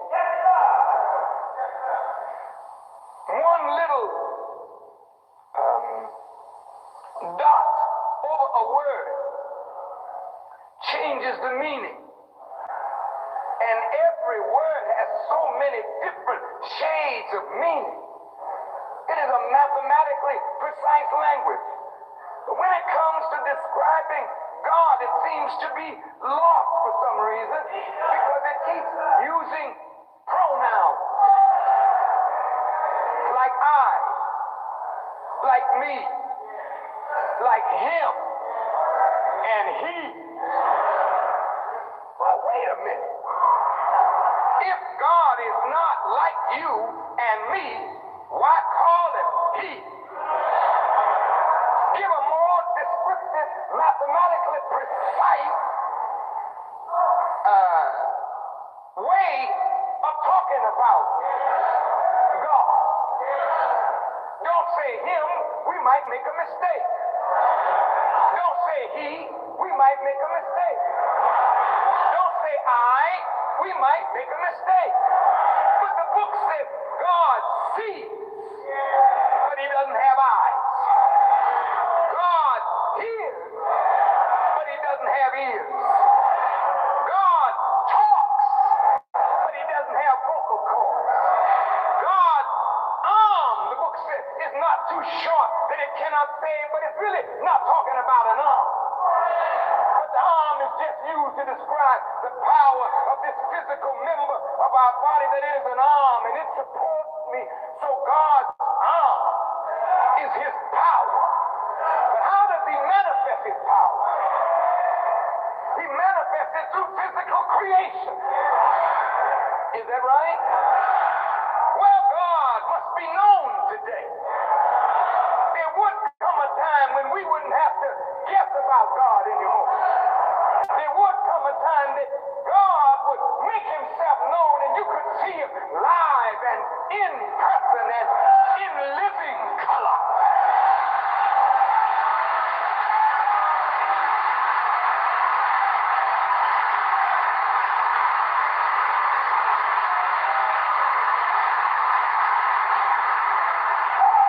Now, you know, people do a lot of things to make themselves known. When I was in show business, all of us lived to be known. Most people in show business don't want money, they just want to be known. So others get the money and they get known.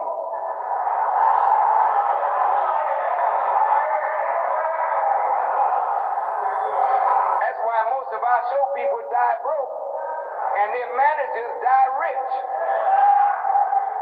Because our people just wanted to be known, just wanted to be seen, just wanted to be heard. Now, in order to get known in this world, you got to do something different. And what you do different has to be appealing to the mass. Mariah Carey has a different sound. She has a beautiful voice, but she does the things that Minnie Riperton used to do. But she does it even a little better. So when you make manifest her gift, people hear it say, I never heard anything quite like that before. Wow, this is great. Get known. Never seen anybody, play ball like Michael. I mean, his predecessor, Dr. J, was wonderful. And after Dr. J retired, we never thought we'd see someone like that again, but we just keep producing, greatness out of our ranks. So Michael can go up under the basket, jump up, scoop, and then, change hands in midair and dunk, does all those wonderful things. So everybody is talking about Michael because he does something different. That's how you get known. Some of us want to get known so bad, we get strange. We'll wear shoes that are 16 feet tall.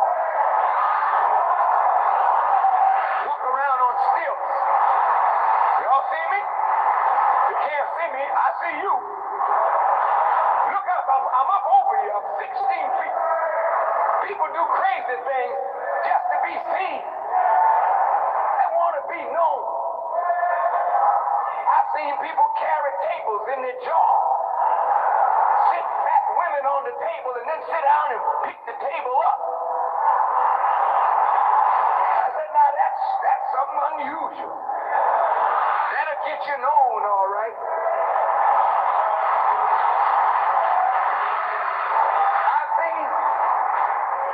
I've seen the fat woman in the carnival.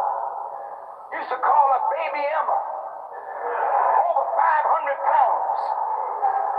And she would come out with a garment, looked like an elephant was on one side and a rhinoceros was on the other. And she would do a little move and breathe heavy and flop down. And I'm a little tired. But she got known, you know. I used to go see the tattooed lady. There was a man that was 8 foot tall. We had never seen anything like that. But you got to be different in order to be known.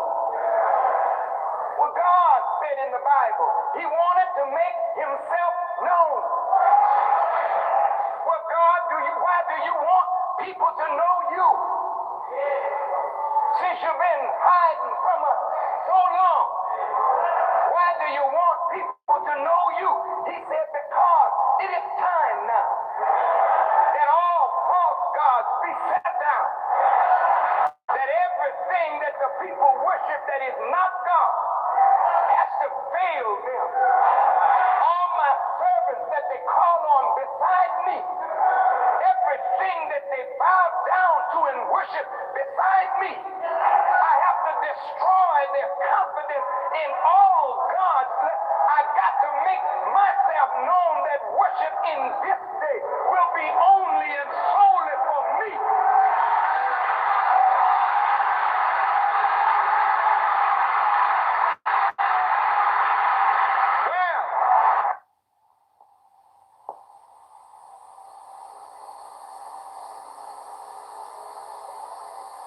It is time now that all false gods be set down. That everything that the people worship that is not God has to fail them.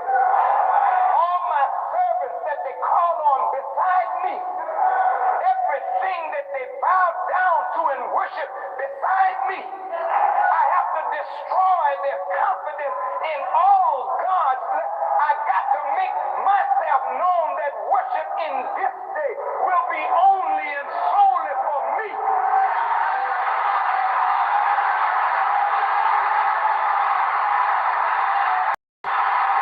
Well,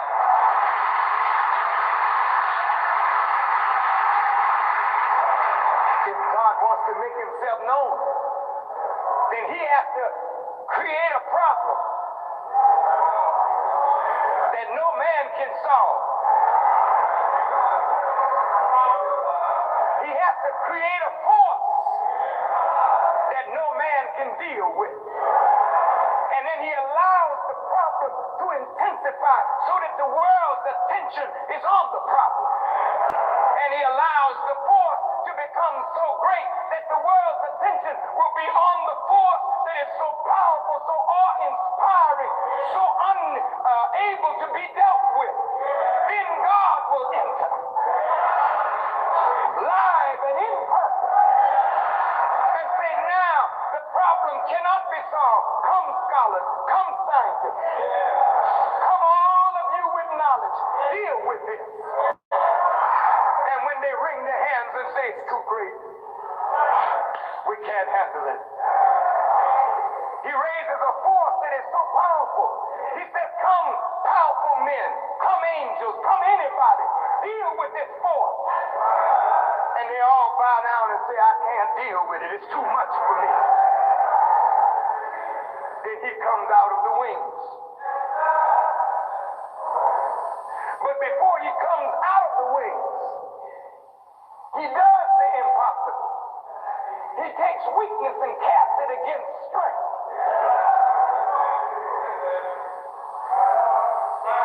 He hides himself and then takes a weak thing to face a strong thing, and the strong thing can't uproot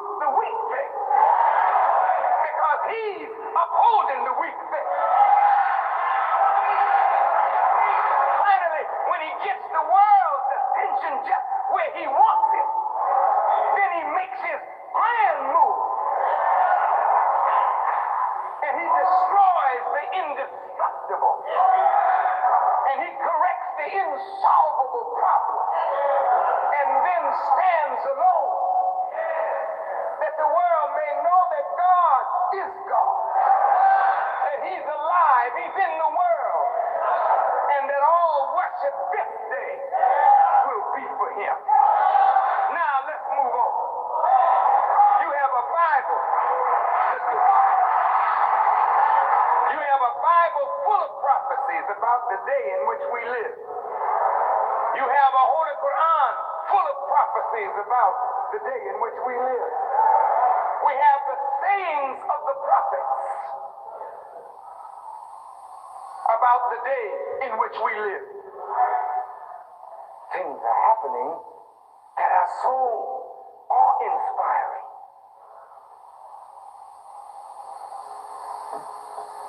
So in the Quran, in the 22nd chapter, called Al-Hajj, the pilgrimage, it reads, in the name of Allah, the Beneficent, the Merciful, O people, keep your duty to your Lord. Surely the shock of the hour is a grievous thing. The day you see it, wait just a minute. It is a reflexive pronoun. It is reflecting back on something. But what is the something? Surely the shock of the hour is a grievous thing. The day you see it. Every woman giving suck will forget her suckling. Well, that's poetic language, meaning every woman nursing a baby is going to forget the baby that she's nursing. Now that's got to be a heck of a thing that you're going to see. A mother who is nursing a baby, it appears, can never forget her baby. The baby goes with her everywhere she goes because she's nursing that baby. But this shock of the hour will be so great, every woman having a baby that she's nursing will forget about her baby. And every pregnant one will lay down her burden. That must be something. That you are having a baby. Second month, third month, fourth month, fifth month, sixth month. But when you see what you're about to see, it will be so grievous that every woman who is pregnant, every animal that is pregnant, every bird that is pregnant, everything that is pregnant will lay down the burden.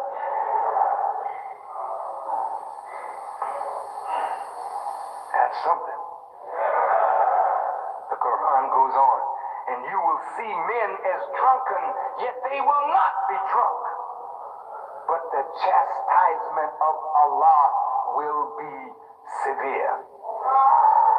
Now the word in Arabic that is used here to describe the shock of the hour is a word in Arabic called zalzala, which means originally he put him in a state of commotion or agitation, or he cast terror into his heart by means of war, trial, difficulty, and affliction. The shock of the hour. See, brothers and sisters, you are not going to straighten up on any word from me. Just the better ones of you. You're not going to hear no warning. No. Bush is not going to straighten up.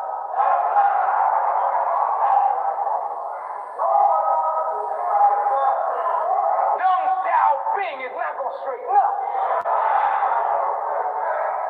The world leaders are bent on their course. They don't straighten up with no preaching. The shock of the hour has to be so powerful that it casts terror into the heart, make you drop to your knees like the oxen that is being laid under burden, force you to pray to whatever God you think you know, make you call him.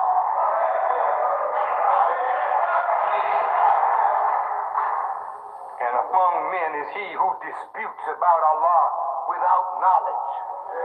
See, that's the whole problem. The whole problem is we're disputing over who God is, what God is. So God has to make you know who he is by making such a shock in the hour that you know whoever produced the shock has to be the God. Stop you in your rebellion. Stop you in your wild career. Stop you in your foolishness. Stop you in your filth and indecency and debauchery. Stop you in your drug addiction and your AIDS addiction. Stop you in your wildness. The shock gets so great you can't function. It's like that earthquake that hit California the other day. People getting ready for a festival. But when the earth starts shaking, you can't think about festival. The musician can't crank up his music. The dancers can't dance. The marchers can't march. The hoes can't hoe. The pimps can't pimp. The hustlers can't hustle. The dope dealers can't deal no dope.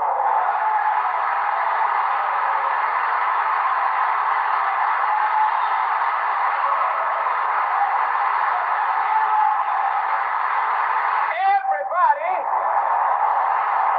comes in contact with their weakness.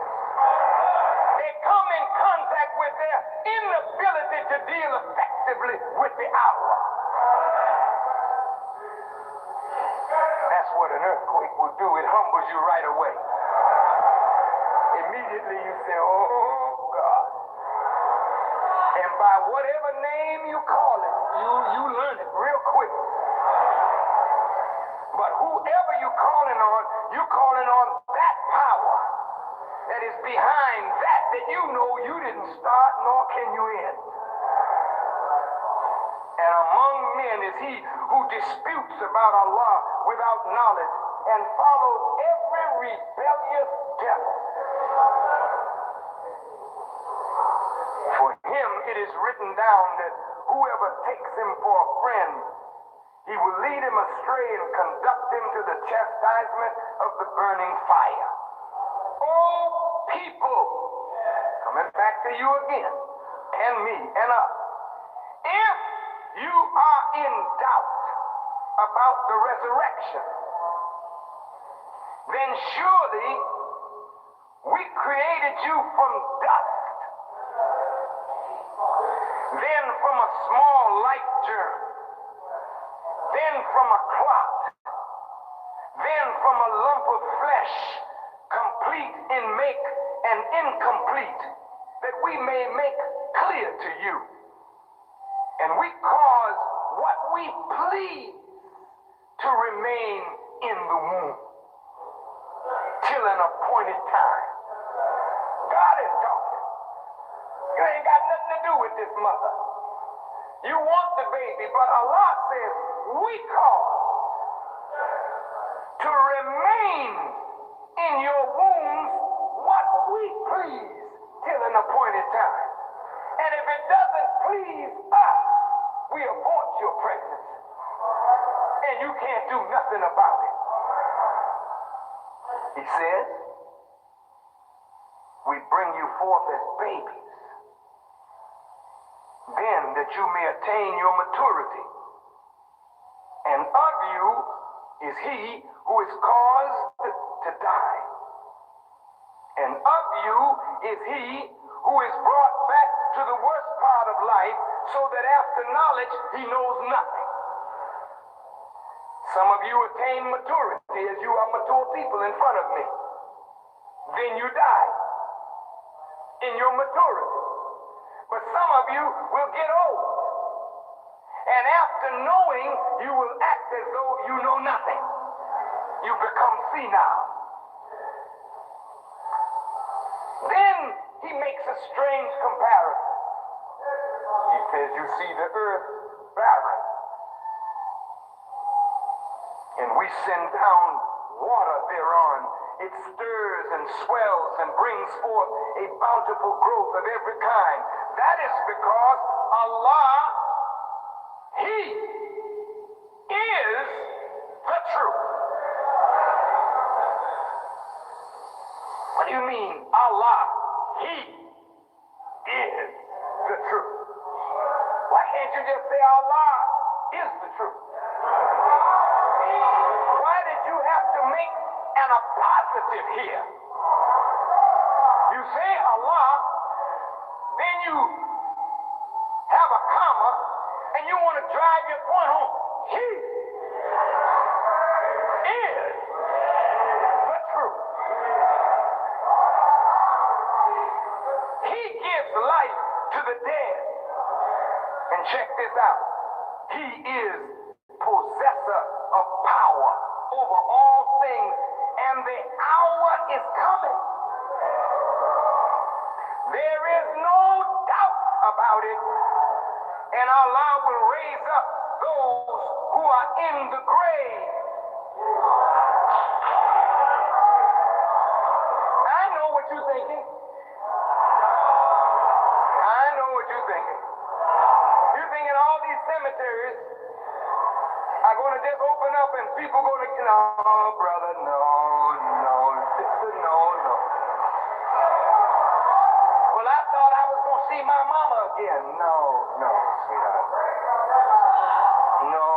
No. The grave is something different.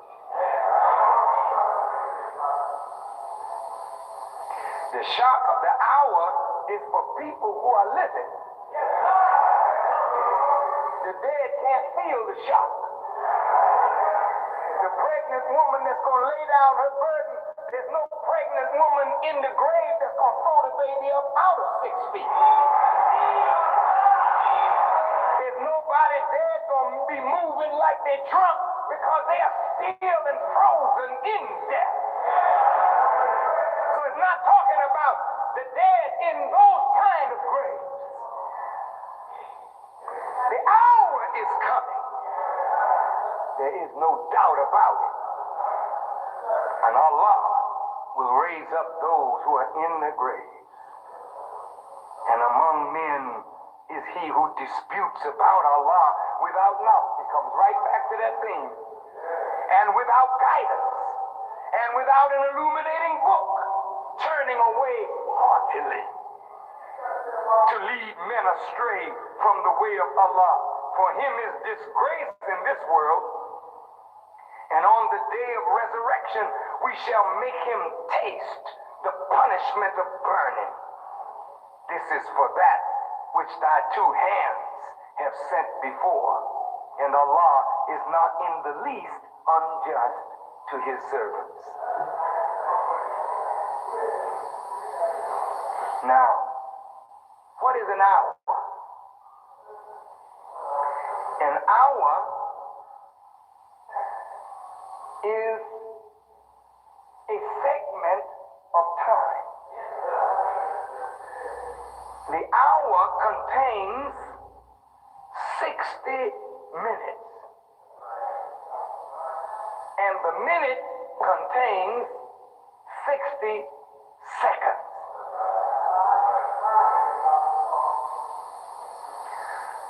So when you break the hour down, you have 60, 60, and 6.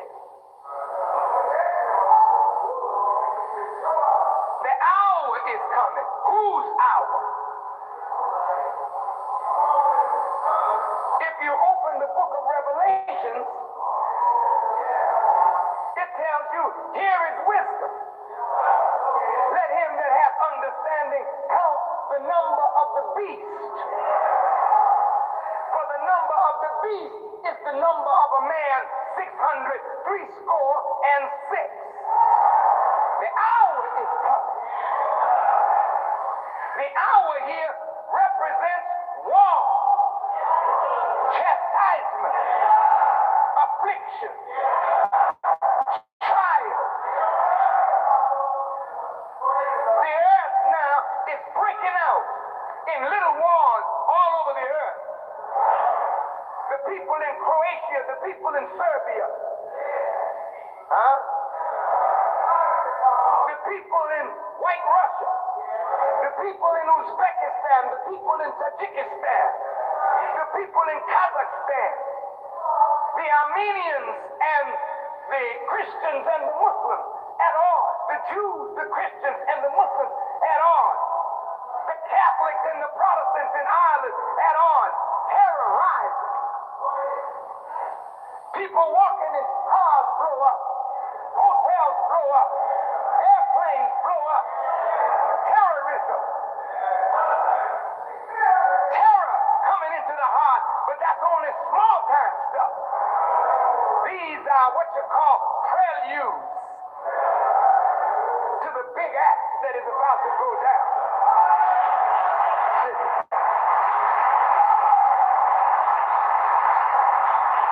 There are over 43 wars going on the earth right now.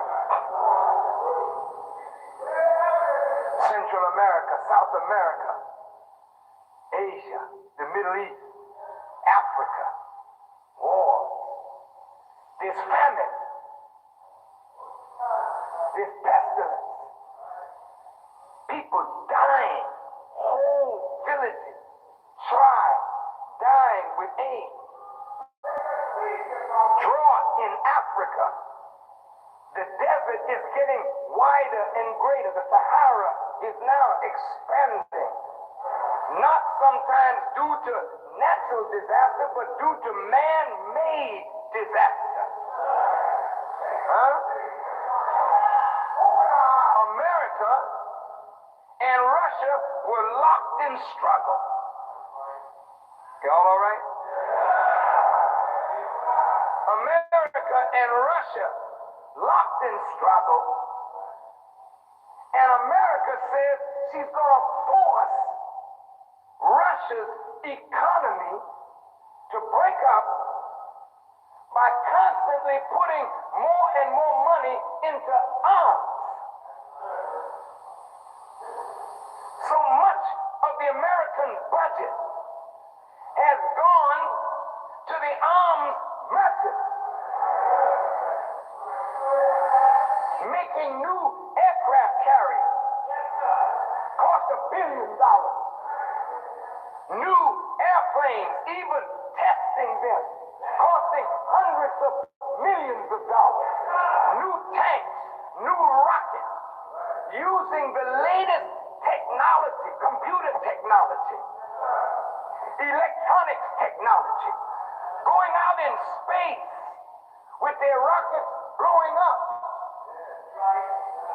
and their satellites malfunctioning, causing more and more expenditure of wealth. The Russians trying to keep up.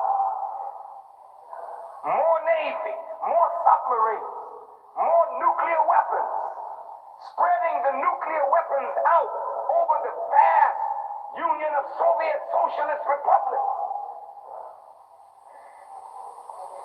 And all of a sudden, Gorbachev comes up. And Gorbachev wants to modernize and revolutionize Russia. He's a bold man. He's a man of vision. But before Gorbachev, the Cold War had the third world in a position where the non-aligned nations could play East against West for their own development and betterment. So Russia had some client states, and America had some client states. and Russia were once friends. Then their friendship broke. But nobody, if you excuse the expression, mess with China. 1,200,000,000 Chinese. They got so many Chinese, it's against the law in China to have more than one baby per family. If you have more than one baby, you got to pay a fine. Now, whenever you get that kind of percentage, you have to ask yourself, what is the square mileage of China? And how many can China safely support from the earth under their feet? When you got 1,200,000,000 people, how much acreage must you have under cultivation to feed 1,200,000,000 people? China is already overpopulated and must expand. Japan, let's talk about a bit. The shock of the hour is coming. And you're smack dab in the middle of it. Nobody in this audience will get away. Nobody in Chicago, in New York, in LA, in Georgia, in Mississippi, you're not getting away. White or black, Hispanic, I don't care what your color is, you're not getting away from this. This is the hour all your madness is going to cease. You ain't got long.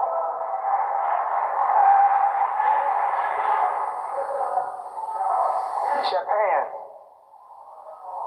over 120,000,000 people on the little island of Nippon.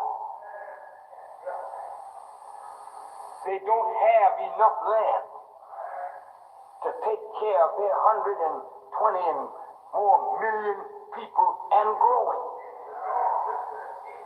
Japan has to find areas in the world that she can help to cultivate, to feed her people. Her shipping trawlers are in the waters of every sea, gathering fish to bring back to Japan. So much so that Japan's fishing trawlers are in constant conflict with nations that are saying that Japan is encroaching upon their waters. Korea, the Asian people are having an awful lot of babies. Taiwan used to be called Formosa. It just about populated that island. People looking for expansion. We need more territory. When you need more territory, then the weak are taken over by the strong. This is why Jesus prophesied wars and rumors of war, and nation rising against nation and kingdom against kingdom. And this is just the beginning of sorrow. Then there will be famine and pestilence and earthquakes in diverse places. Then brother is going to deliver up brother. There'll be all kinds of schemes and betrayals in the family among the very people who are supposed to be working for the same cause. The enemy will be able to come in and buy one out and make him turn against the other. Buy a husband or a wife out and make him turn against the husband or the wife. Buy a brother out and make him turn against his family. This is the time that you're living in. Then the affection of the people will become strange. And the natural affection will be turned into something unnatural. And women will be lying down with women and men lying down with men working that which is unseemly. This is the time we're living in.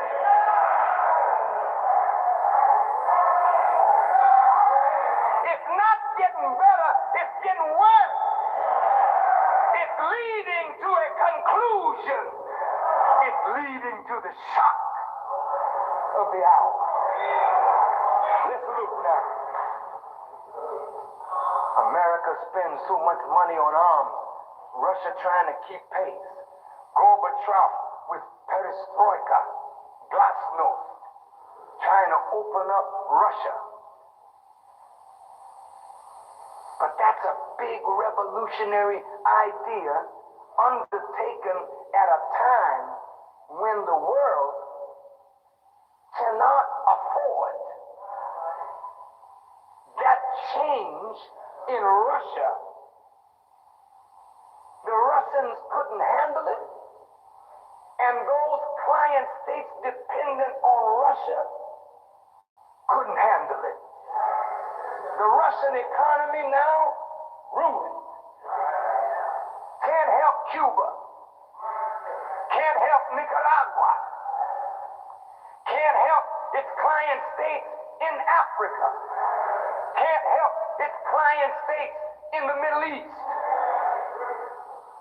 Assad of Syria had a friendship pact with Russia so that when Pan Am flight 101, I think it was, 103, surely man is in law. The 103rd surah of the Quran.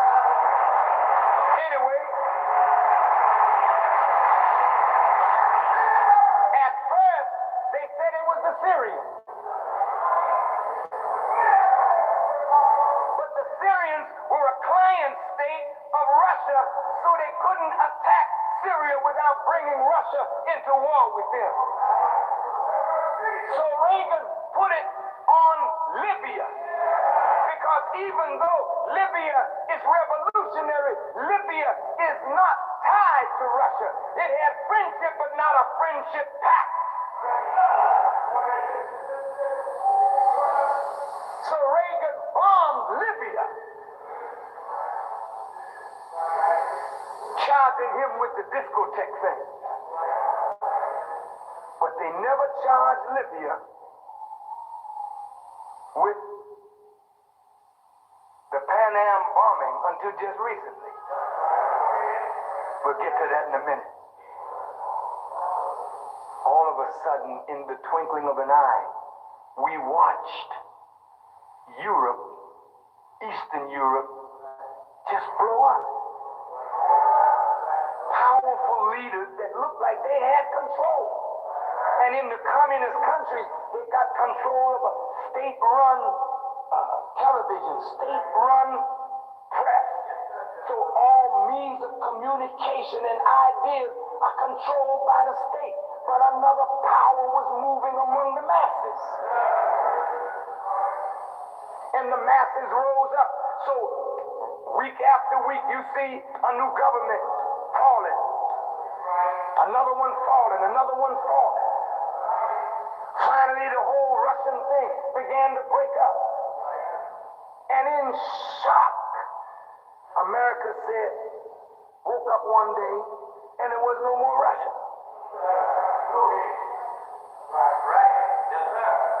You remember when the Shah of Iran was here, visiting with Jimmy Carter? And tear gas was coming up on the lawn? And in a matter of less than a year, the Shah was gone. The revolution started with a tape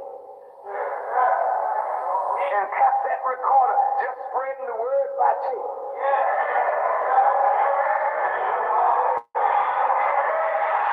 And all of a sudden, the leaders didn't have power no more to deal with the masses, because the masses were listening to another voice.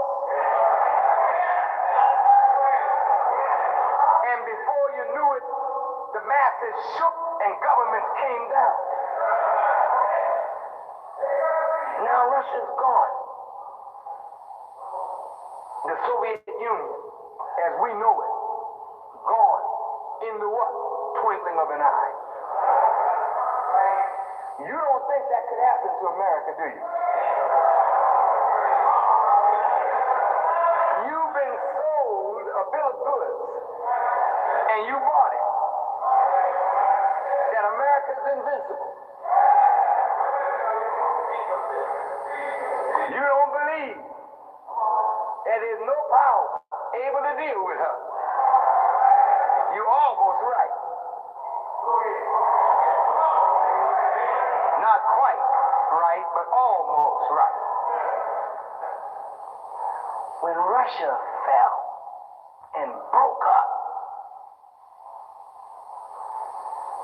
Secretary of State Baker started moving throughout the world,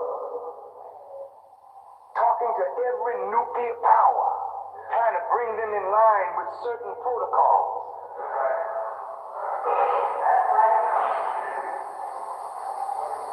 Russia, White Russia, and Boris Yeltsin, the new president, went along with Bush and Baker.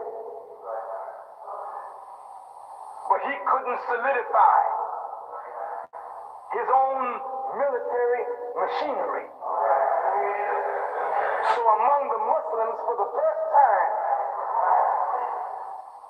in Kazakhstan, are hundreds of strategic nuclear weapons. And while all the other republics decided to give up their nuclear weapons, the Muslims said, no, we're not giving up ours. Now, for the last 15 years, you've been picking up your newspaper every day and reading about Muslim this, Muslim that, Hezbollah this, Party of God that, Mujahideen this. Huh? But Islam has been put on your mind. You don't know yourself or Muslims yet. You think Muslims are terrorists. Well,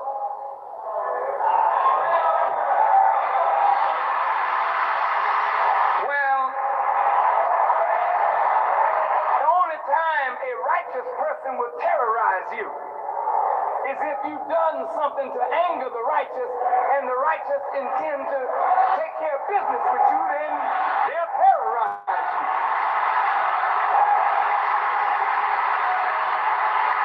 Allahu Akbar.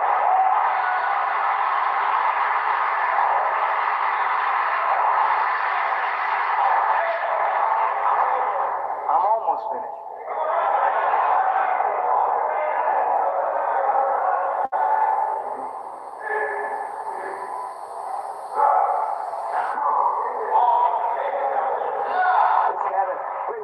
Wait. I'll just say this. You know, this kind of teaching is frightening, you know. If you meet a man, he seems so sweet. I am.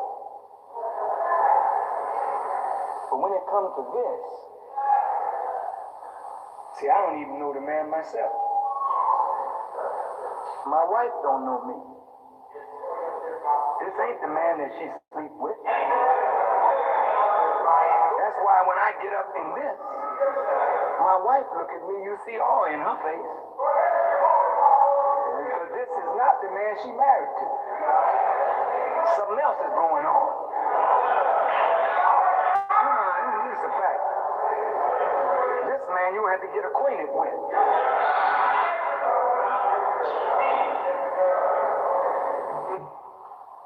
The hour. Pressure's gone. The Muslims have strategic atomic weapons. Iran, which had a chance to build up during America's attack on Iraq,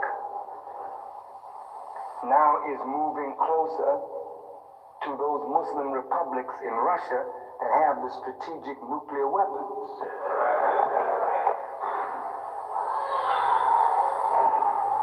China's quiet. Baker went over to China to pull China in. China said ain't nothing happening. And Baker left with his tail between his legs and came back. And you haven't heard too much. And leave the Chinese alone. But they're about to get very active. Surely the shock of the hour. It's a grievous thing. White folks in trouble. I just till it comes straight to the point. White man is in serious trouble. And let me tell you something.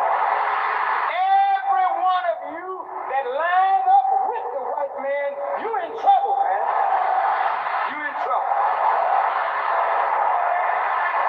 All of you that put your eggs in his basket, you're in trouble. Because your master is in trouble. He's in serious trouble. Now let's get right to the crystallization of all of this. With Russia's economy broken, the poor third world nations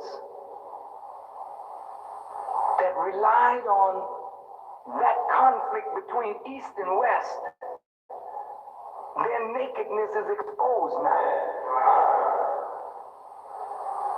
So everybody is like Godfather 1, when the old Don died and Michael took over, and everybody wasn't quite aware of Michael's sagacity, tenacity, and desire to kill his enemies. And when the heads of all the 5 families were wiped out, that's when you saw everybody coming, kissing his ring. The new dawn had been born. Well, when Russia went down, the Soviet Union went down, you find everybody coming to kiss Bush's ring. Ring.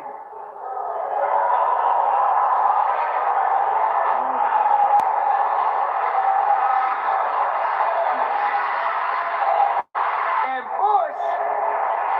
Bush now is the most powerful leader in the world. And America, without a doubt, is the only game in town. White folk in America riding high. There ain't no more Russia. We got this thing.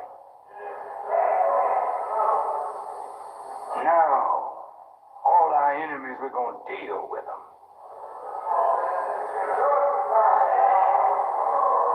Even though Noriega sold dope at my command. Even though Noriega let dope in the country at my command. He messed up. Take out the stealth bombers, go down and get him. They brought him back to America in chains, tried him in Miami, found him guilty, and Bush said justice has been done. Daniel Ortega, the Sandinista leader of Nicaragua, he wanted to get close to Reagan and Bush. And they sold him on the idea of democracy. You have a vote in your country. And if you win the election and you win it fair and square, we will accept you. So he said, okay. Democracy. So he had an election, and the Americans went down to the CIA with millions of dollars, and he's out. And Violeto Chamorro is in, and white folks say, well, good, we're going to rule through her, but great dissatisfaction is in Nicaragua.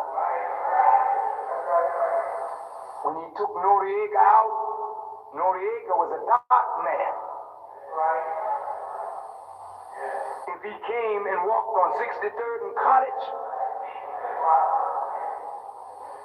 or he walked on the west side, the Mexican brothers would say, one of us. If he walked among the mulattoes, they say, he one of us. If he walked on 63rd and Cottage, they say, yo, baby, he's one of us. Even though he played ball with white America, he didn't play ball all the way. See, when you get in white folks' game, and you start ratting on your people, you can't all of a sudden get religion. Because when you get religion, he'll get you. So Noriega out of the way, Daniel Ortega out of the way, and they're moving on Castro.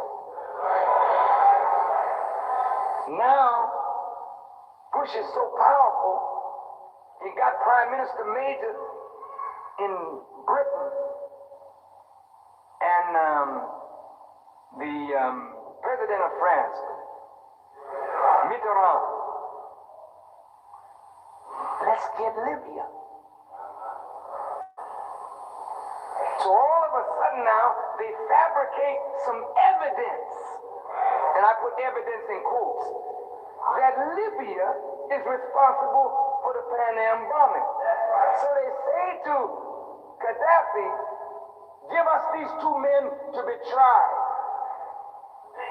Like they gave him Noriega to be tried. They're going to get a fair trial. Black folk, we know about fair trials, don't we, brothers? We know about these fair trials.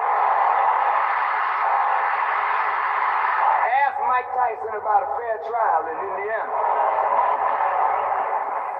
You get the wrong person representing you, buddy, and you're out of here. Anyway, as you look at this now, Bush has put through the UN sanctions on Libya. He really got control now over the Security Council. He's making the Security Council bow to the political will of the United States. He's moved in Africa. In Ghana, Flight Lieutenant Rollins have one party there. He's in power. He seized power 10 or 12 years ago. He's still in power. But in order for him to, quote unquote, make it and get any kind of funding, they said to Rollins, you got to step down and have an election. So Rollins said, well, I'll do it. I think I can win an election. I'll step down. Arap Moi of Kenya, who has always been the friend of Israel and America, said, I don't want more than one party. There ain't gonna be no democracy. And all America did was unleash propaganda against him in his own country, turning his people against him. And when he saw revolution coming, he said, okay, America, I'll have democracy. Babangida in Nigeria is about to step down and have elections. Nigeria, the most populous African nation. and potentially the strongest African nation, potentially one of the wealthiest African nations, so full of corruption. America is holding out the promise that through the World Bank and the IMF, if you play ball and become democratic, which means I go in with the taxpayers' dollars and I buy my man in power in every nation in Africa. And everyone that won't bow, will overturn them, will kill them. Saddam Hussein, they want him dead. They want Gaddafi dead. Rafsanjani in Iran, he's trying to mellow. Only one they don't talk about too much is China. Now let's see what's really happening.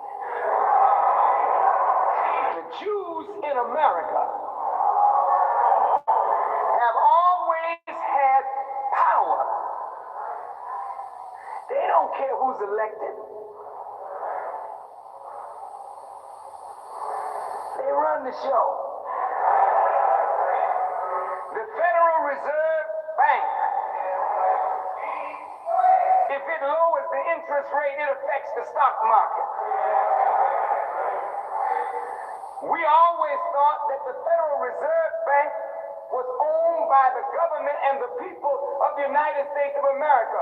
We did not know that the Federal Reserve Bank is a privately owned corporation that prints the money that we spend. Oh yes, let's talk about it. Showdown time. Owned by Jews. They print your money. They can tighten the economy on. What's the matter? You don't like that?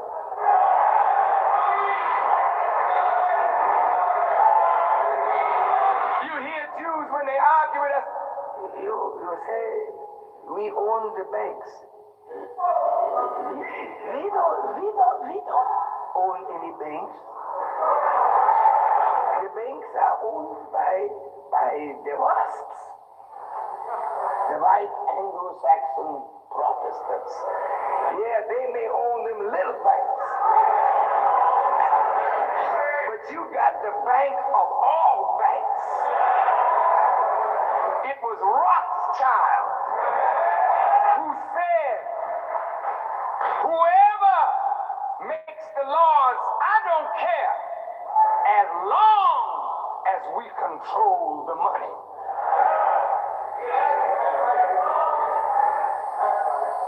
Well, here we are. If you look at your dollar bill, they say money talks. But we never did understand what it says. But it's talking. If you have a dollar bill in your pocket, you may just take it out. I won't take it from you. If you look, it has Georgie on the cover. On the $1 bill, because he's number one. He's the first president. He's a Shriner. He had 32 or 3 degrees of masonry. You look on the back of the dollar, you see a pyramid with a missing block at the top, called a capstone, I think. And you have an all-seeing eye in a pyramid of its own, looking for the capstone. I'm sure he spied it. Over on the other side, you have an eagle, which is a bird of prey. It has arrows in one and an olive branch in the other, talking peace and ready for war. He had 9 feathers in his tail. I think it's 13 arrows. Check it out. An unlucky number for white folks. These 9 feathers in his tail. See, that's what gives you your tail is what gives you your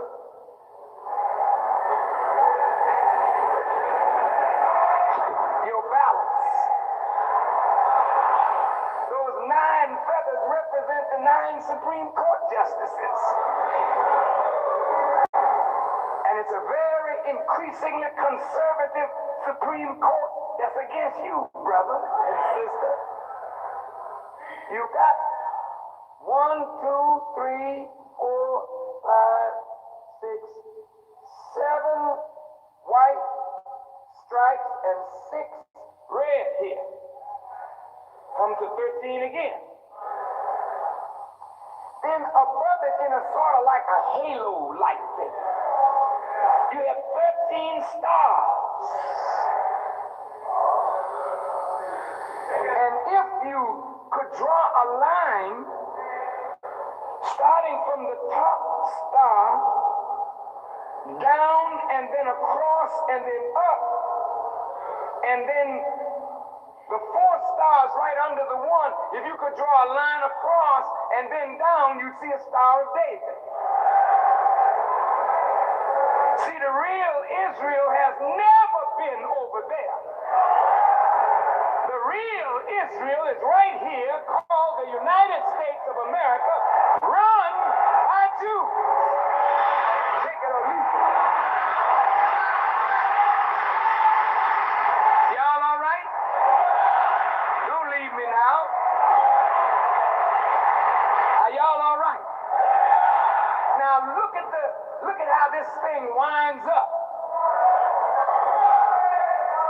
It was natural for this Israel to help set up that Israel. You think the Jews are a minority here, but minority is only numerical. 1 could be a minority among 9 or 10, but if 1 got the power, then the 9 others that outnumber the 1 make no difference. It's where the power is. You understand that, don't you? Now let's go on. We're having a nice time.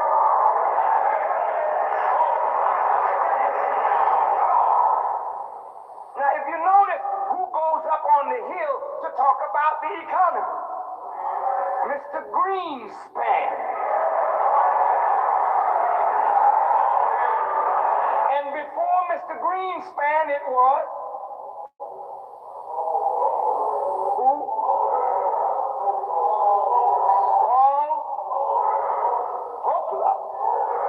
Spell it.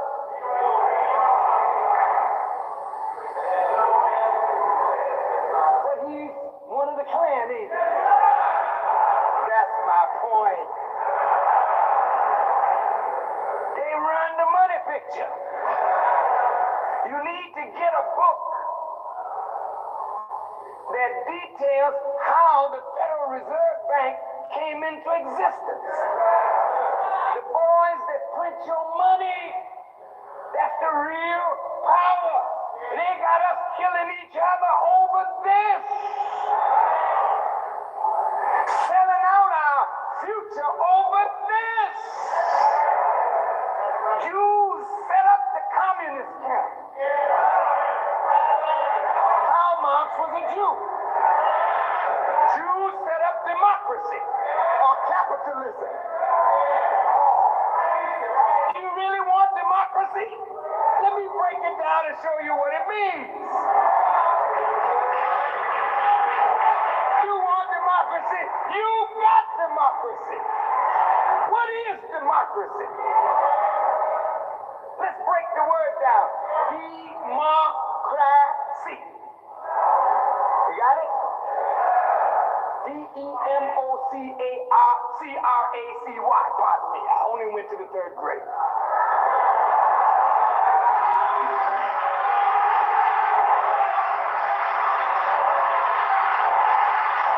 Democracy. That is an English word that has its root in Greek.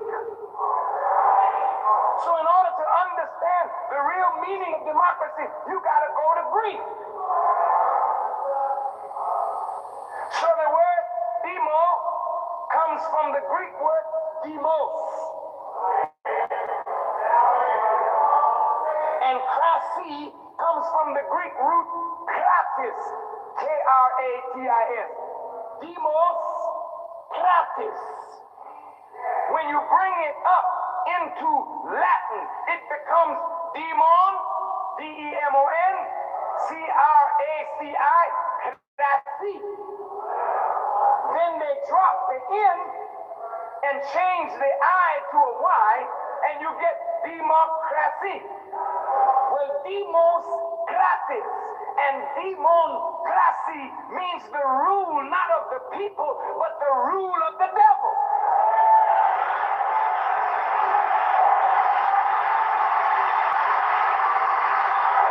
Democracy.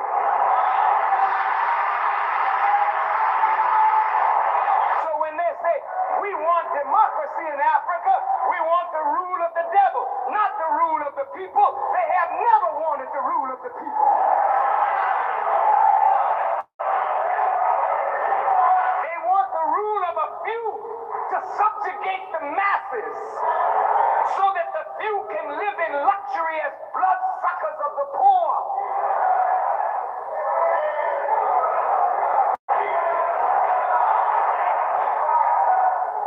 Democracy. It's the only game in town now. Democracy.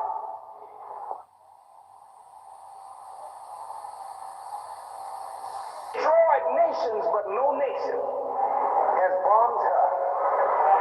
Not one of America's cities has suffered what America has put on cities of nations around this world.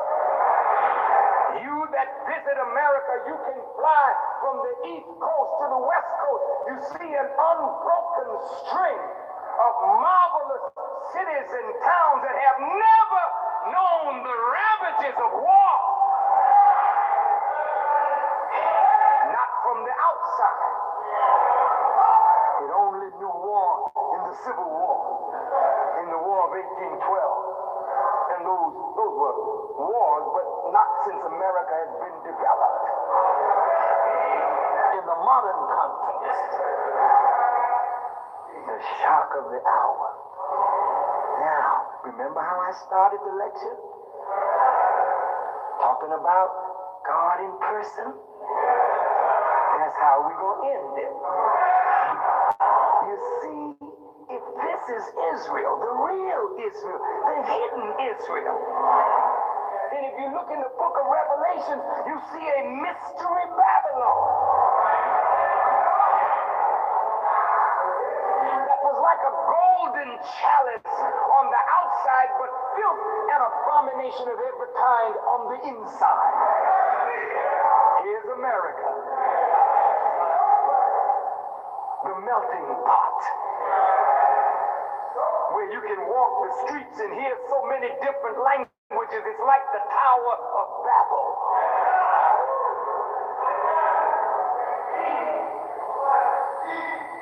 And the people in America are confused and one against the other, and that confusion is waxing stronger every day. But she's still the only game in town. But in her midst is a whole people that didn't come on the Mayflower,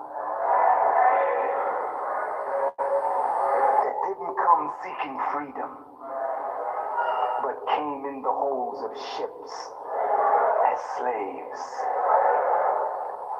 The same Jewish people that say they're our friends, principal architects of the slave trade. They were the principal beneficiaries of the slave trade. We have this documented, sisters and brothers, from their own scholarly writings, not from the mouth of Louis Farrakhan.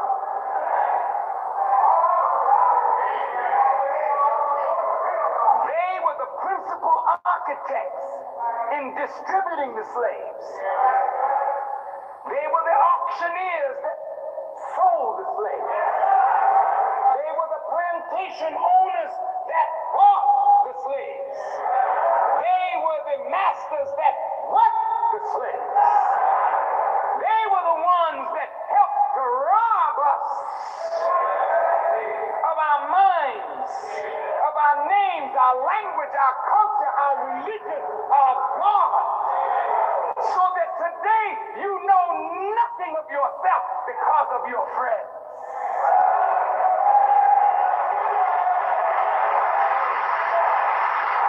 It was Jews who fought against Nat Turner, Denmark BC, Gabriel Prosser, Toussaint Louverture, Dessalines, Christophe.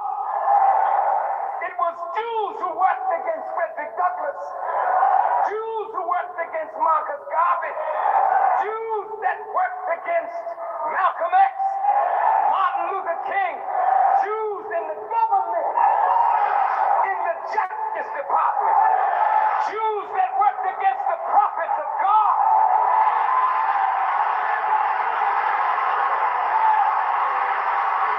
Take it or leave it.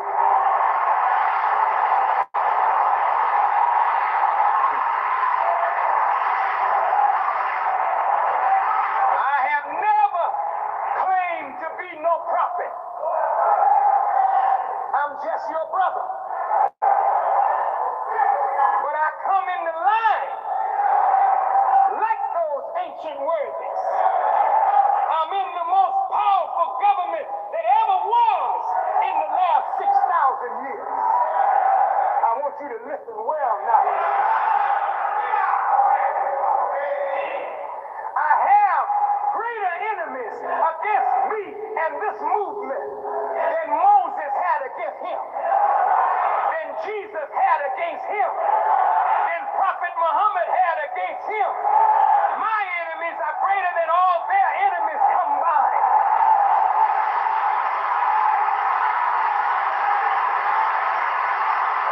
So,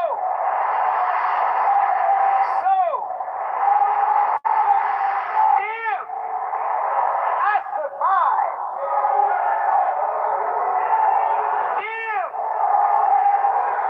if I survive,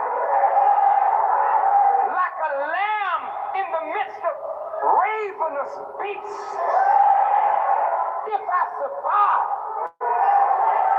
then the power that backs me is greater than the powers that are against me. God is in person today.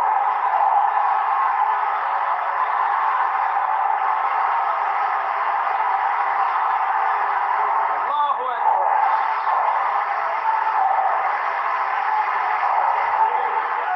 Remember what I said at the beginning? I talked about a problem no man could solve. And I talked about a power that nobody could deal with. Where's the problem that no scientist can solve? Here we are, 30 to 40 million black people who have been turned upside down and inside out. 30 to 40 million black people who don't know who they are, don't know where they are, don't know what time it is, don't know who their God is, don't know what their religion is, but are trusting in the God of their slave master. A pale-faced, blue-eyed, blonde-haired, hook-nosed cracker that the white man gave you as Jesus.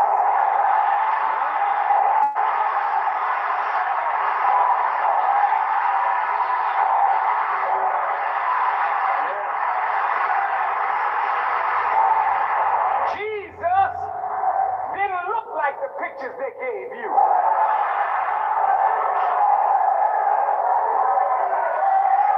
You are nothing more than devil worshipers. That's why you don't have any power in your religion against your enemy, because you are worshiping in the religion that your enemy gave you. Your enemy gave you Christianity. Your enemy gave you this religion, a slave-making religion. Have no power in it to free you.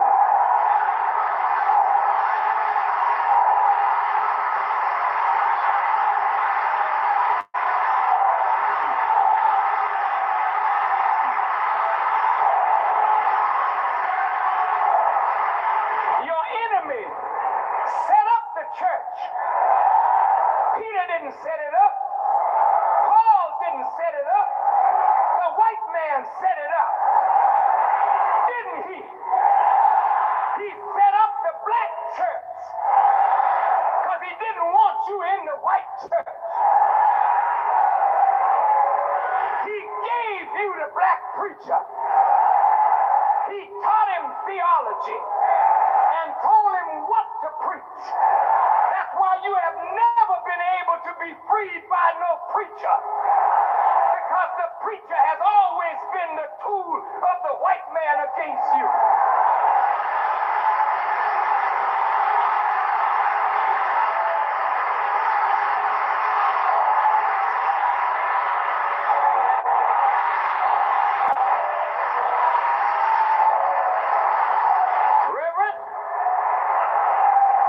Reverend,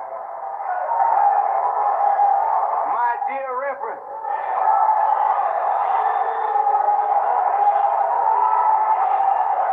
Reverend, if you continue to preach that damnable philosophy, your congregation one day will rise up and kill you in the pulpit. Because your people are rising today, and you can't preach no ethereal nothing they're going to get in the sky while they help to build a kingdom for the white man on earth. If you don't represent the kingdom of God on earth, you better find yourself some good preaching to give your people, because they're waking up fast nowadays. I'm not saying that many black preachers are not sincere, but being sincere wrong is to be dead right. You get no high mark for being sincere. You get a high mark for being right. And ain't no white man gonna give you no theology and make you right for your people. Do you hear me? You can take it or let it alone. Bring me your degreed Negroes. Show me what they have done for black people.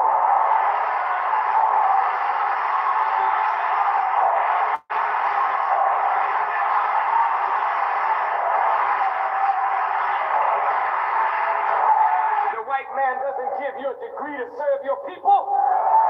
He gives you a degree to serve him. And this is what you and your people have done for 400 years. Serve your enemy. Fight for your enemy. Die for your enemy. Give your woman and your children to your enemy. You come here today with your white wives and your white husbands and your white boyfriends.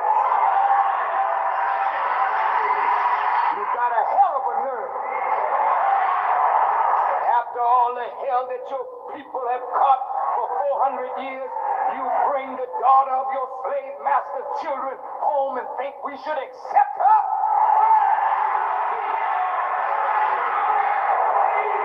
Have you no sense at all? What self-respecting Jew would bring a German home and introduce a German lover to the children of the Holocaust?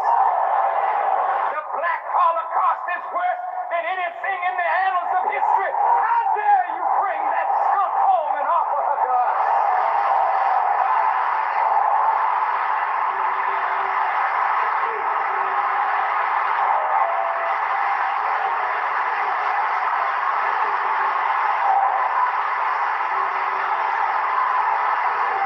want you back, black woman. We want you back, black woman. You are our woman and we are your man. God gave you to us and God gave us to you. We are a sorry lot, but today, God is in person. God is going to make a difference today.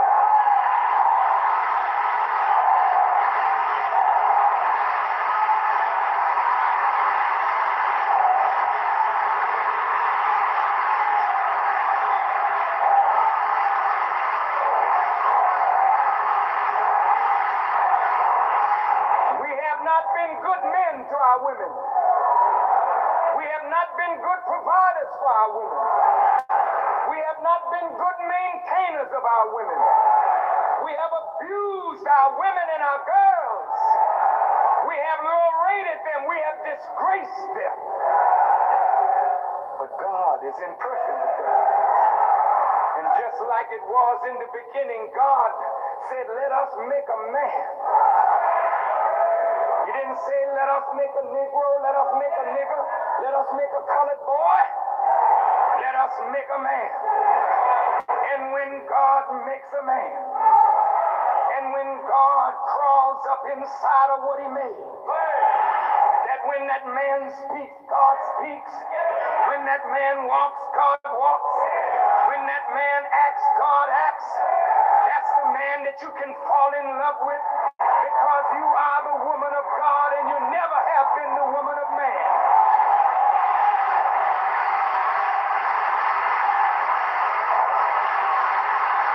Now the problem.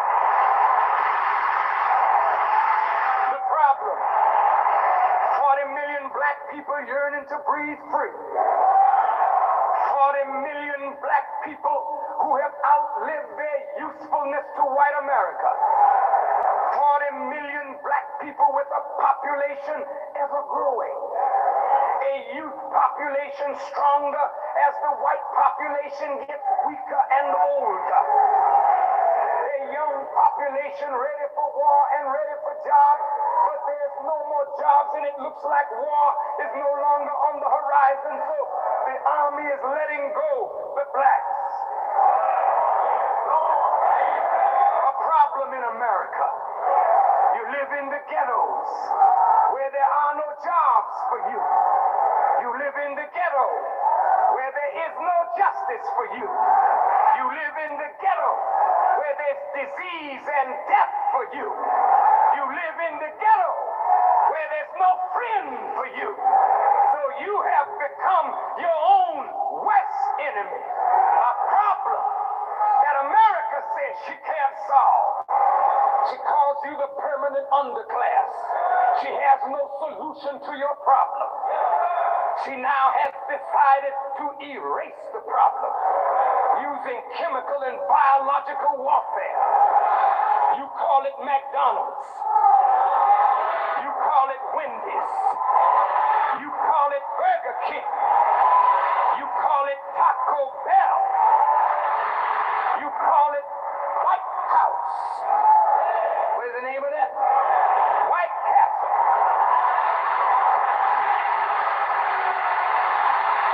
Y'all know what I'm talking about. These fast food merchants of death. Our young men and our young women weak, filled with death and disease. A population where over 50% of our women are obese. You are filled with waste material. As I call you the human garbage pail. You begin to look like a garbage pail. You lose that beautiful form. The indentation of your waist and the beautiful curvature of your hips that have made the poets and the writers write about you from ancient antiquity. Write about your majestic beauty, but today you've become an old round garbage pail, filled up with the swill of greasy food, wrong foods, eating all times of the day and the night, eating pork, hog chitlins, fatback, greasy beef burgers, French fry mania. Just love your fried food. You're lovers of garbage, and you stink like a garbage pail. And if we could open you up, you'd probably have more maggots inside of you than they have in a garbage pail.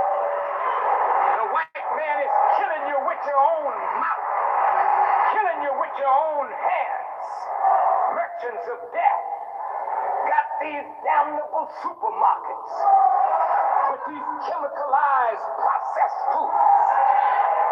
And you're eating them 3, 4, 5, 6, 7 times a day and going to the bathroom once a week.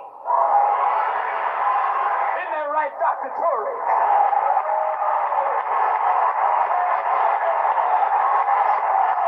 Dr. Torrey is the king of waste elimination in the world today.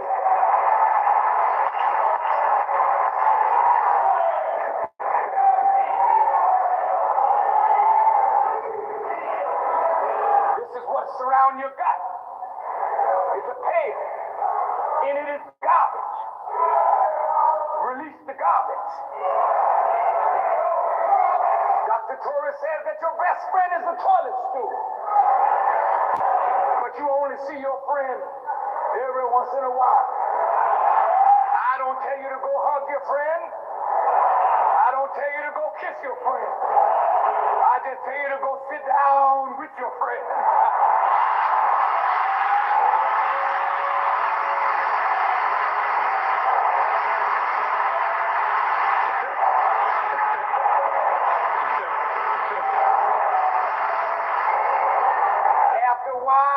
When the weight starts leaving you, your skin begins to shine. Your eyes begin to get bright. Yes, you begin to look better. You begin to feel better. You think faster. Your body responds quicker. Old age begins to walk away from you, as though old age had seen death. You begin to regenerate the cells. And instead of the process of decay, it is a process of renewal by waste elimination. Y'all all right? You live in the valley of the shadow of death. And death is all over you. And that's why when they come, they say,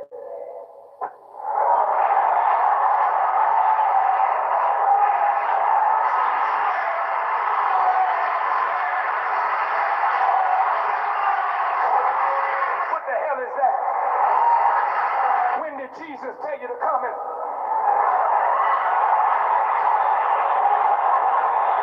What is that? That's a sign of the cross. You see it on the ambulance when you're sick and on your way to die. You see it over all the cemetery tombstones.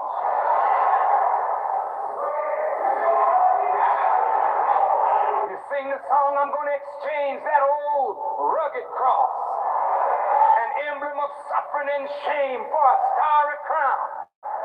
But we got the starry crown, here it is. Why don't you come on and put it on?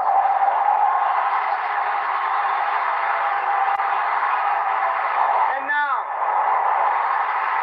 now, the one we have waited for, the one we have longed for, the one whose spirit we have been touched by, the one whose wisdom has nourished us, the one whose power has sustained us, but the one who was unseen, and now live and in person.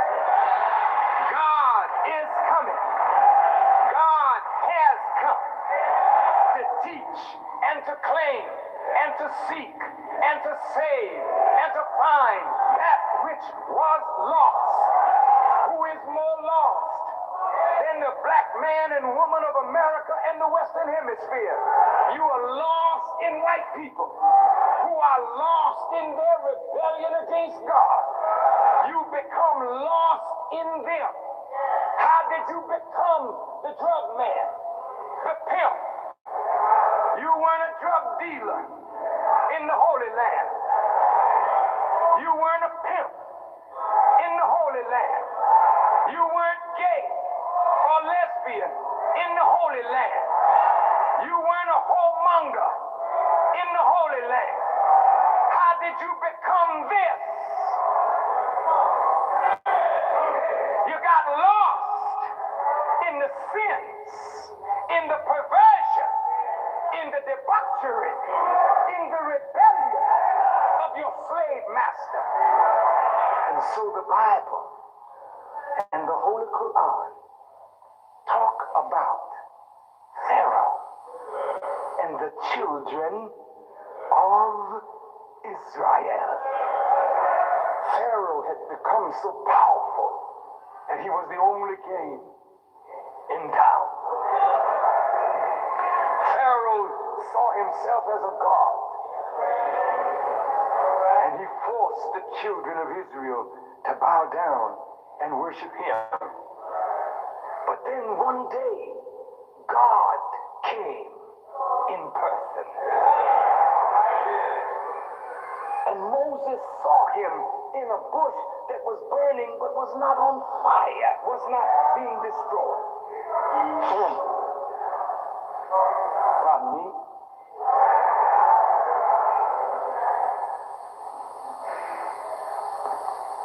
Well, anybody got another handkerchief? I used that.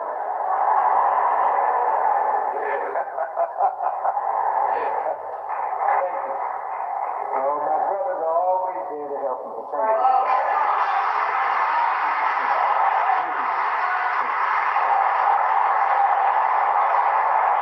God comes. He's in this burning bush. Moses sees it.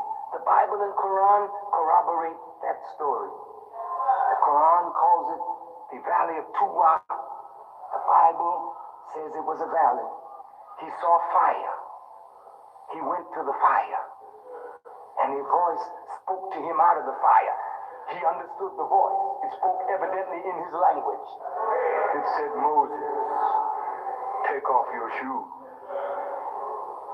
The ground where you stand is holy. Moses was frightened. And the God said, Moses, I have chosen you to go to Pharaoh. Who am I to go to Pharaoh? I can't speak well. I have an impediment. Send my brother Aaron with me. He speaks a distinct language. He's good at words. He was just frightened. But Allah answered his fear and said, who made your mouth? I made your mouth, Moses. Go and speak to Pharaoh what I command you.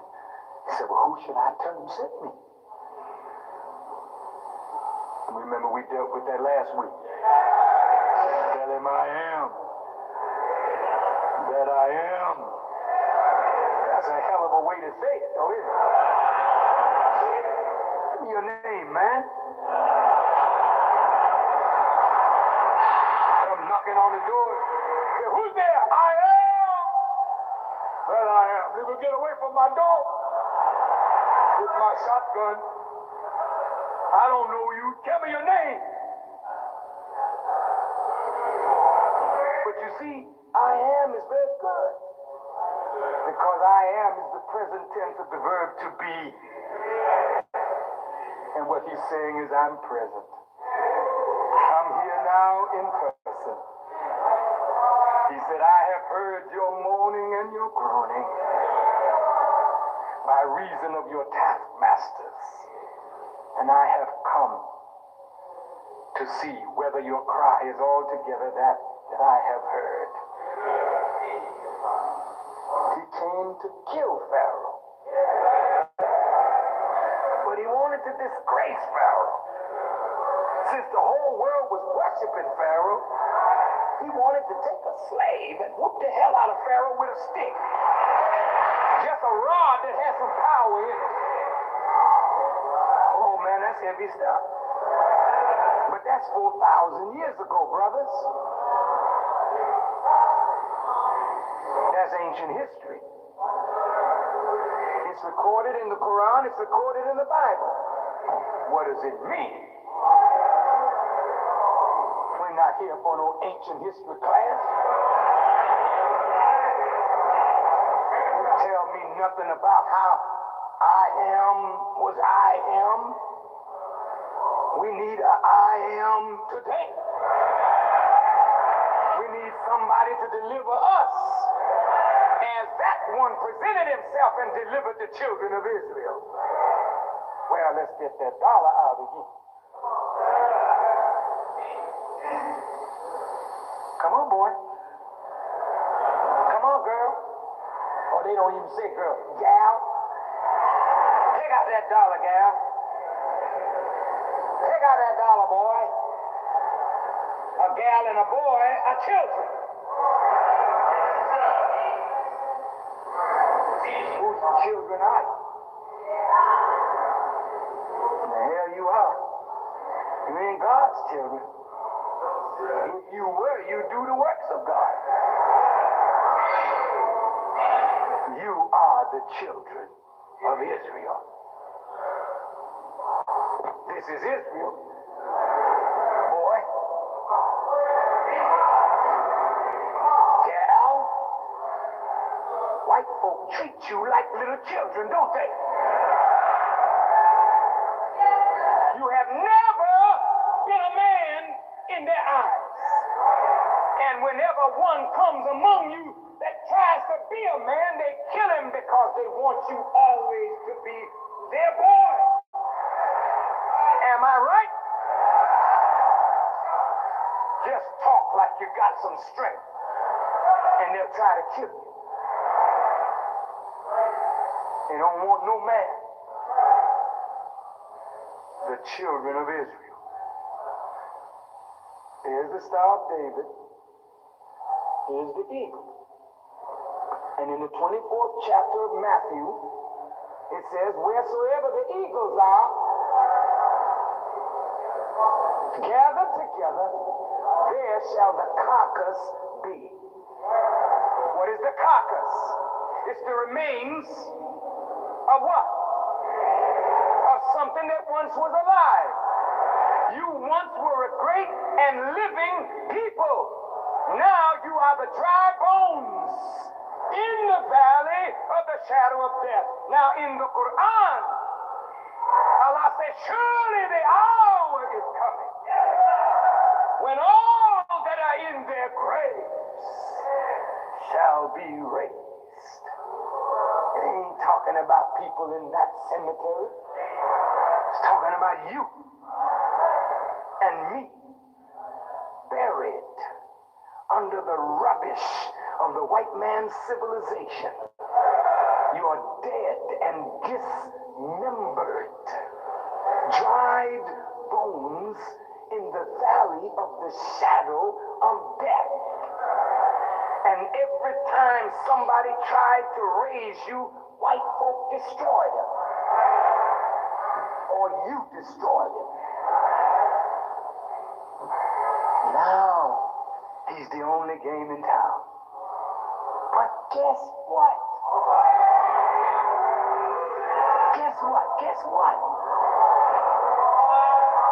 He came in person.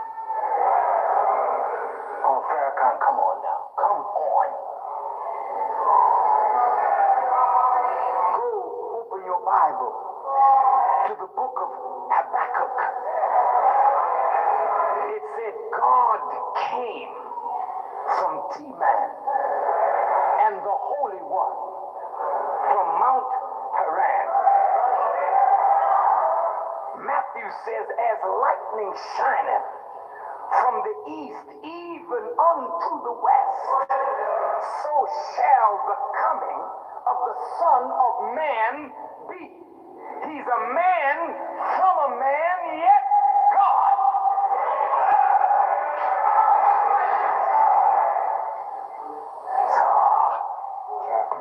Stop. What's wrong with you? You don't think a man can be God?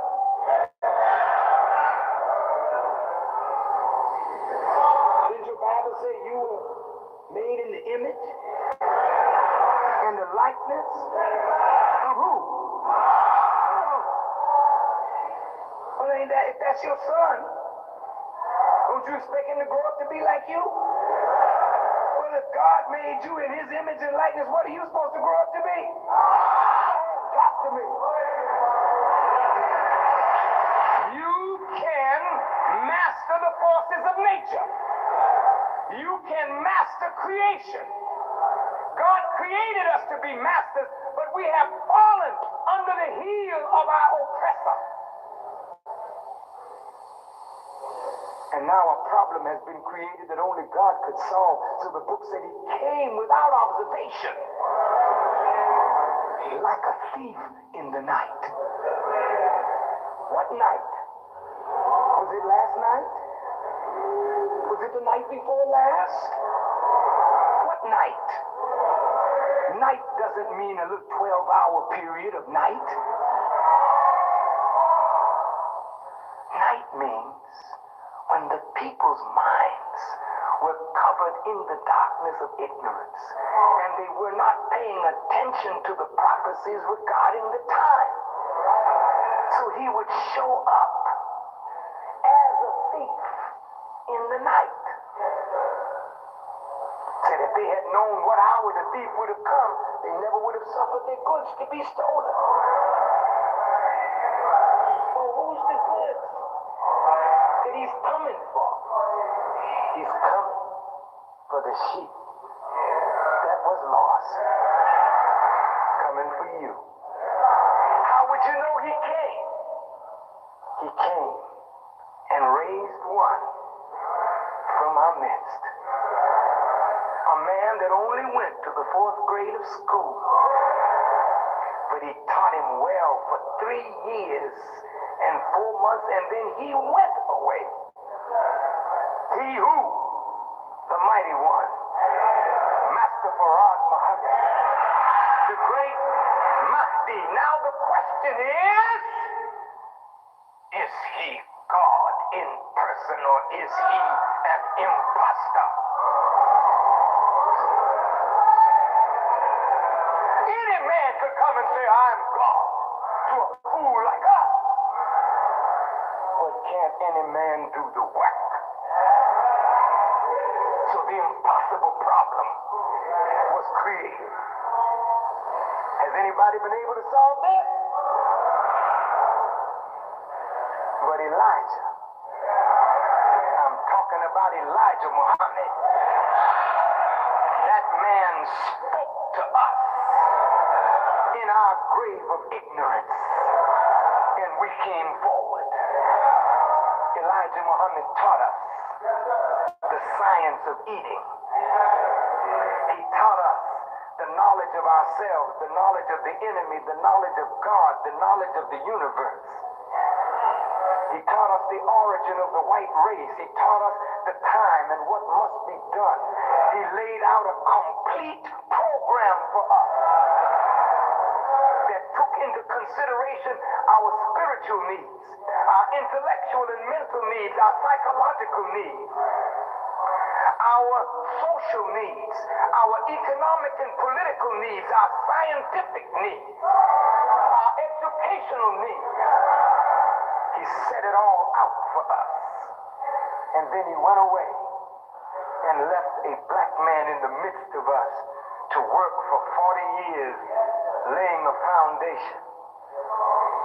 He pointed out to Elijah Muhammad a dreadful looking plane in the sky. He told Elijah Muhammad that plane, look up in this dome. Look up in this dome. Look at the lights in the window. See, it's made like a wheel. Look at it good. If you look at it, it almost looks like it's turning.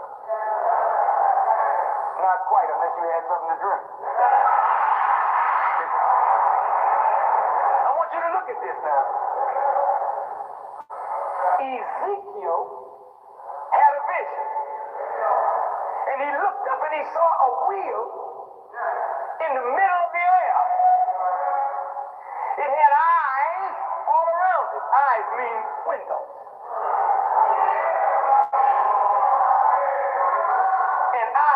people looking out. It runs by the grace of God.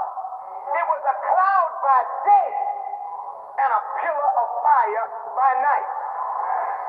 Ezekiel saw this 595 years before Jesus was born in a vision. When Elijah Muhammad met Master Farad Muhammad in 1931, he showed him the wheel actually in the sky. It's there now. It's a half a mile by a half a mile. It's like a city.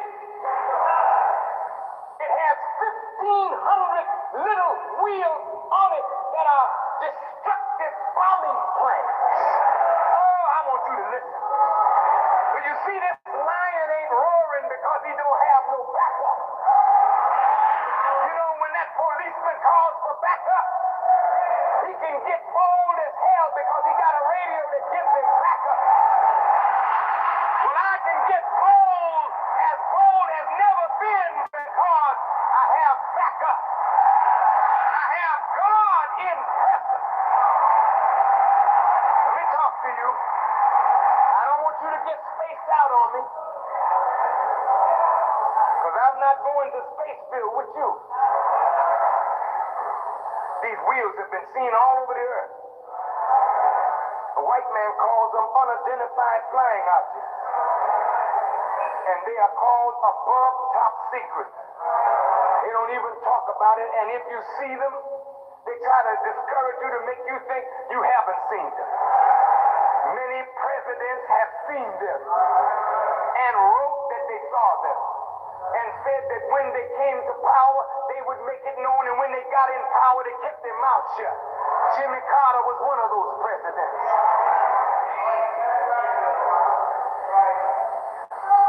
When I had a vision, and I'm not spooky, man, I won't lie to you if you put a gun to my head. No. I was taken up on the wheel in a vision.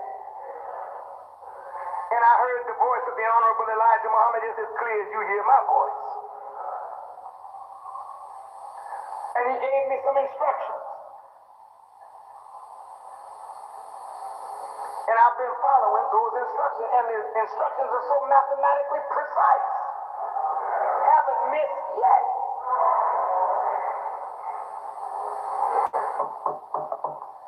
When I had the press conference, I was told on the wheel to have a press conference and tell the people what the government's plans were. And I held the press conference in Washington as I was instructed. And told Bush what he was about to do. And I'm telling you, Bush was shook. Let me just tell you what I'm saying. I said, before you can make mockery of me, you will see the wheel over your heads. I left Washington. And the next day, the wheel appeared. And it stayed there for over a day. They kept filming it. Am I lying, Brother Minister? Did the wheel show up in Washington? Did they see it and picture it and put it on television? Whether you know it or not, I'm connected to that. No. Shut up. I don't want you to applaud. I don't want you to say nothing. I just want you to think. And I've never talked like this before. But it's time. I'm connected to that. It follows me wherever I go. You can read about it in Ezekiel in your Bible. Believe me, brother and sister, I'm not somebody you can take lightly. No. You're going to answer for me. I've never talked like this before. But I really don't give a damn what you think about me. If I never see you again, you're going to meet every word that I spoke to you. There's power up on that wheel. And those powers are connected to the Nation of Islam. The Nation of Islam is not some little lightweight, Rudy-poop little group of people.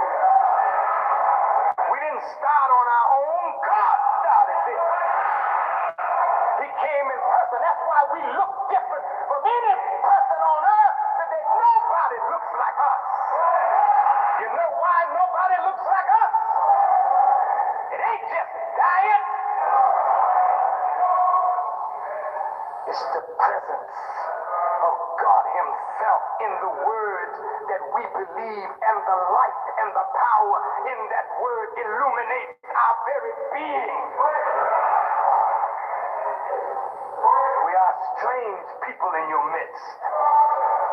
You look at us, but you don't know us. We grew up with you, but you don't know us. We're strange people. Because we believe that God came in the person of a real live human being who has power over all things. And that human being raised up another human being, the Honorable Elijah Muhammad, and that man called us out of darkness into this kind of light. Now this wheel has 1,500 planes on it. And each of those planes carries 3 bombs. And the bombs on those planes are the same kind of high explosives that were used to bring up the mountains on the earth. You said mountains brought up by high explosives? Yes. Yes.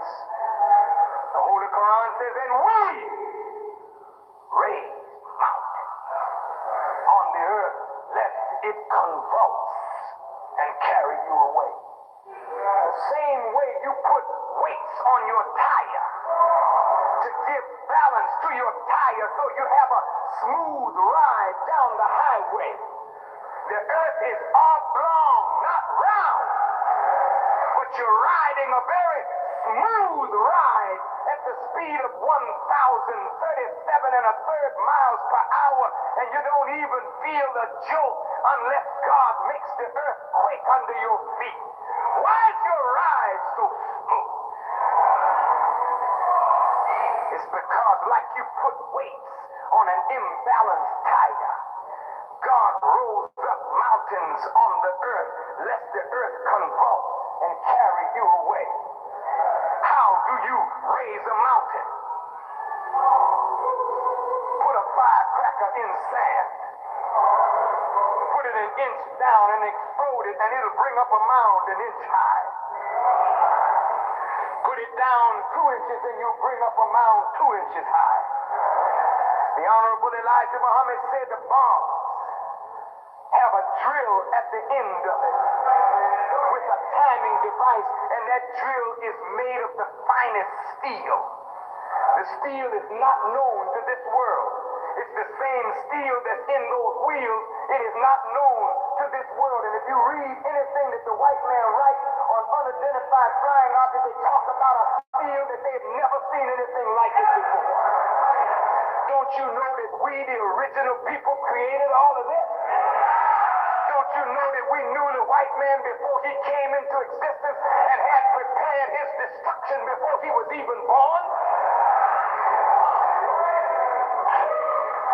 Do you think that this white man can overcome God?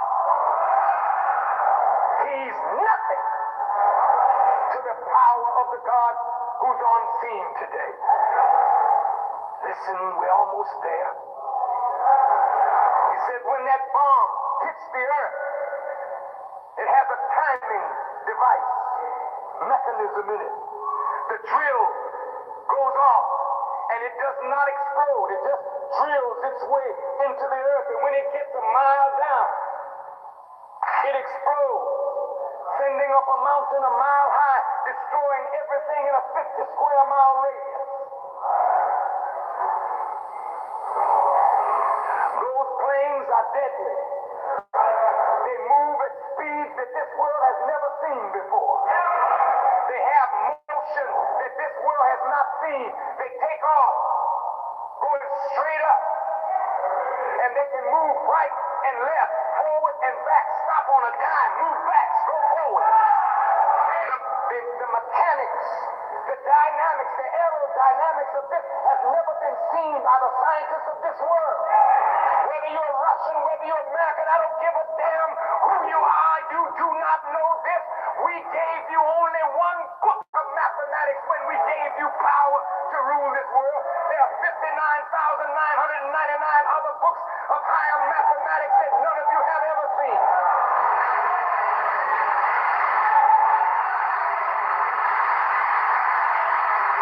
The end of the white man is in sight. And your end is in sight if you don't straighten yourself up.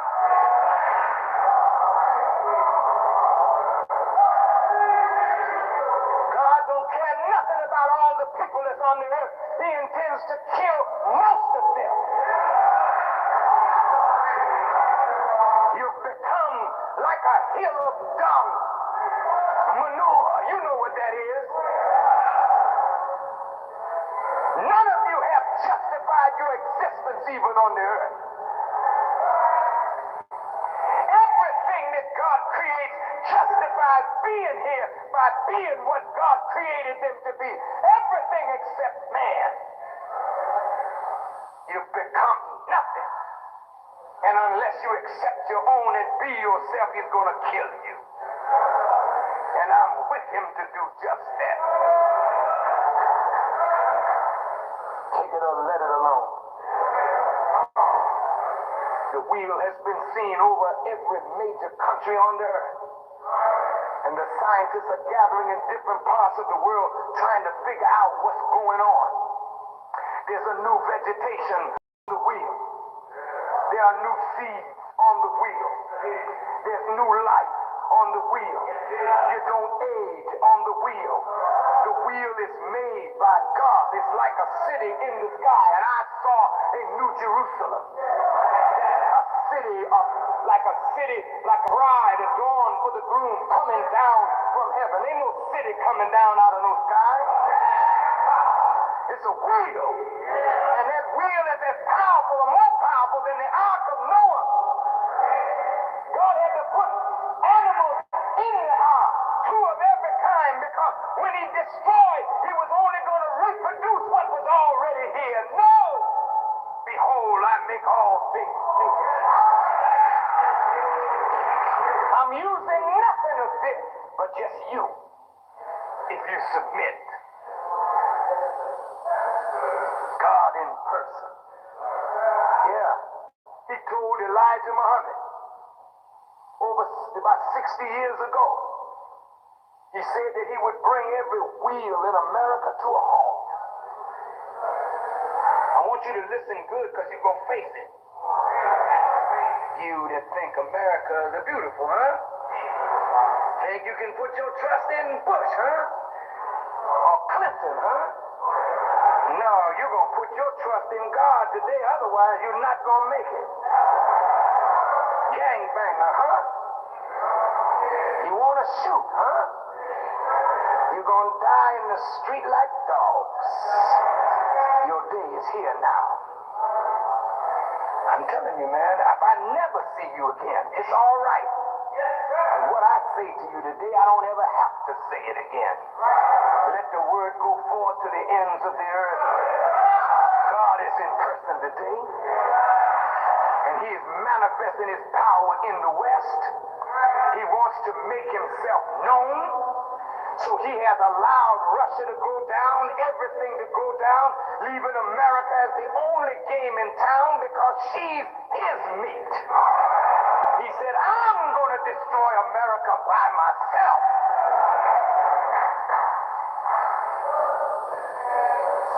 For you, his people, he going to kill her. And one from among you He is already exalted. And I'm telling you, Elijah Muhammad don't love no white people. No, you don't need no fraud. I don't care nothing about what you think. My father don't love none of them. And he has the power now to do what God wants him to do. He's already at the right hand. That's the man you call Christ. He ain't no cracker. He's a black man that looks like you. Got hair like lamb's wool. You ready? Teeth like burnished brass. See, you never just think nothing of yourself. But J. Edgar Hoover thought enough of you to know that the Messiah was coming right up out of you. God raised him. God taught him. God has empowered him. And the two of them are together like two arrows shot from the same bow. And the two of them is backing me. So I can't get weaker. I got to get stronger. Got to get bolder. I call push out prototype. You want the Nation of Islam now. Talking to the president.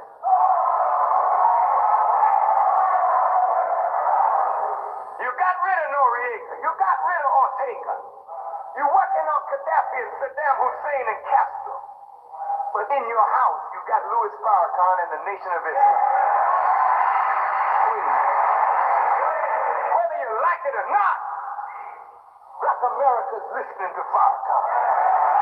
Whether you like it or not, there's no other black leader left.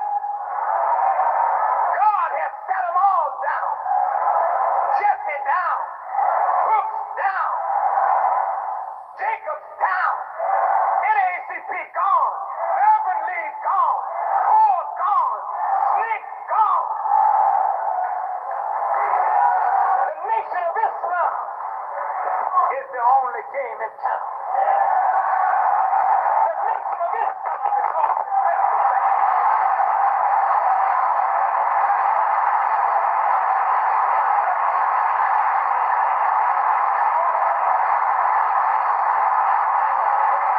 But some of you don't like the nation.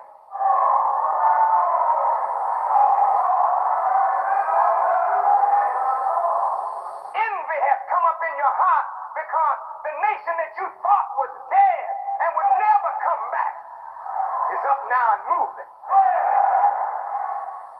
He'll never fall again. Never fall again. Never fall again.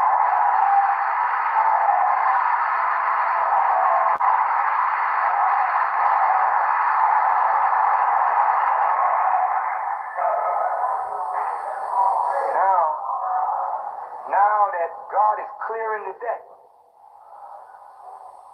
In the 60s, there were many black leaders we could look to. God has cleared the deck. I didn't ask for the job. I was running away from it. But I can't outrun God. I've never thought of myself as no leader. The only leader I know is the Honorable Elijah Muhammad. But he said he was making me to take his place among the people.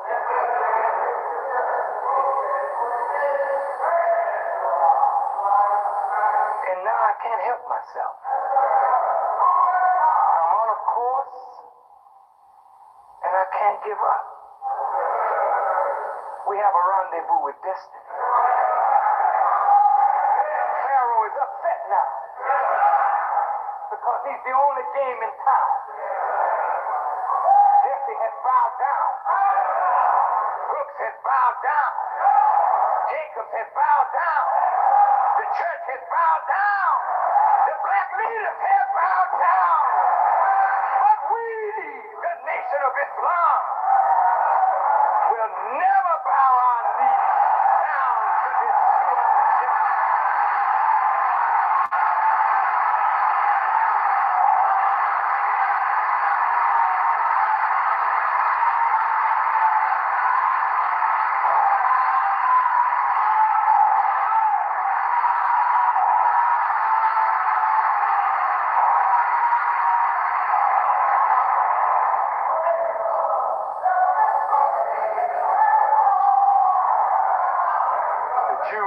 us to apologize. Farrakhan, if you'd only apologize for what? Told them crackers, I'm not afraid of you. You can't do nothing to me but what God permitted. If you make your move, my God is going to kill you. Oh, I like to say that. I like to say that. Make a move and my God is going to kill you. I'm not talking about no spook God.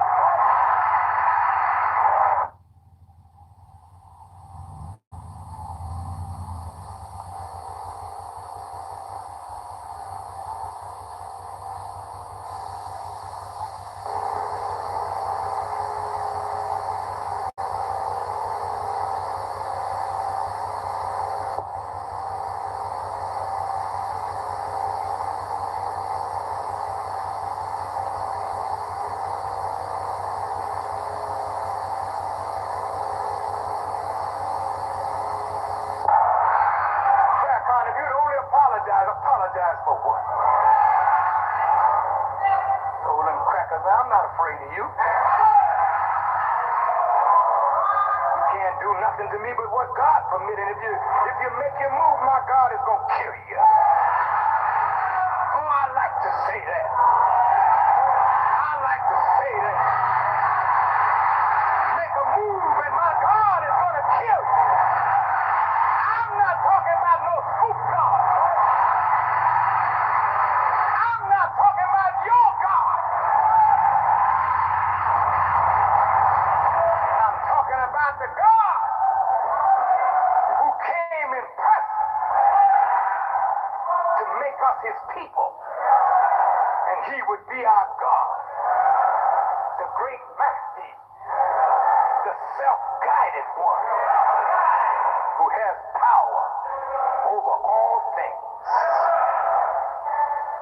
Thank him for his coming. Although I never saw his face, I thank him for raising up the Honorable Elijah Muhammad and empowering that man with wisdom unlike any wisdom I have ever heard before. And I thank him for allowing me to come into the fold and to believe. And because I sincerely loved Allah and loved the messenger and loved the truth and loved you, God allowed me to put my music aside to become a preacher of truth. And now with cassette and videotapes, has started all over the country. When I was at Michigan State, I said, I'm a little fella with a trumpet. And the white boy put it in the paper the next day. He said, a little fella with a trumpet, but his people are listening. And that's what got white people frightened. I'm the first black man in a long, long time that the masses of black people are listening to. And since God is sitting down those whom black people used to listen to and raising up the one he wants them to listen to, then he's stirring up our enemies now. I want you to listen. Because our enemies do not want to submit to the God who came for them, and they want no part of the nation of Islam. But as the nation gets stronger and stronger, the government now has to attack the nation. Ultimately, we knew that they would do this. But it would be a moment of insanity. See, Pharaoh didn't attack Moses until he went totally crazy. when he attacked Moses, Aaron, and the children of Israel, that's when Jehovah drowned him.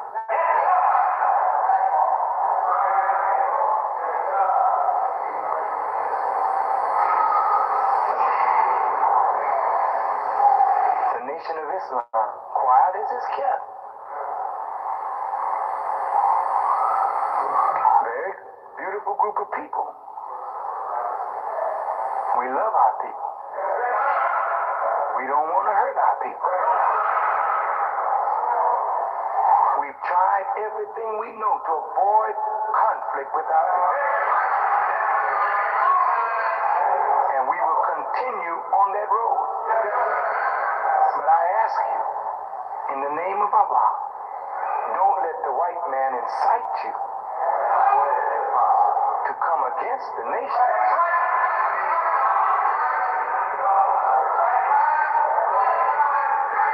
Our defense is in the Quran.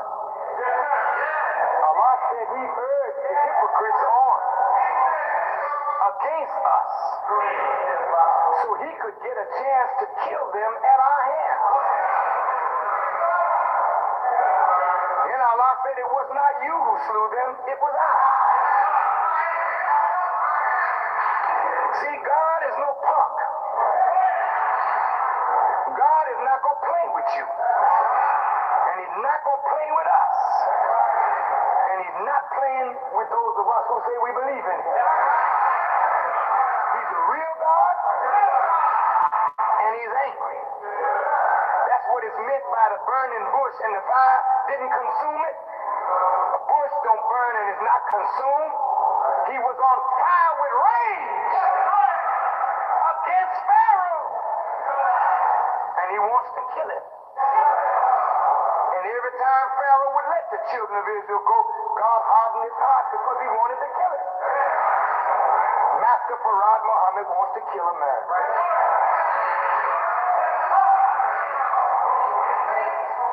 And we are a dare. I'm like a dare. God is saying, yeah, that's my man. I dare you to touch him. I'll kill you. Now I'm going to show you. Brother and sister, I'm not playing. I'm not playing. You see, God will answer me. Bush got the CIA, the FBI, the IRS. He got all them levers and all the power working to bring me in front of some court. And if he can't get me in any court of law, he wants to accuse me of the murder of Malcolm and then stir up our youth in a vengeful way so you would come against the nation thinking you're doing God a favor.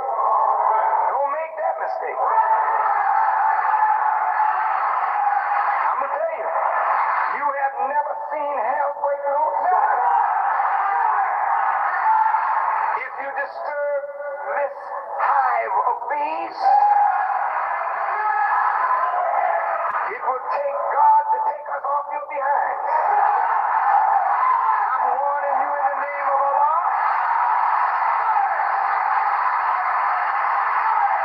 We're not playing. We are for you. We are not enemies of our people. We're for you. We love you. We're giving our lives for your redemption. But if you allow the enemy to urge you on against, in the name of our God, we will put more terror in your heart than you've ever known in your life to make you understand that God is real, man, and he's not playing today.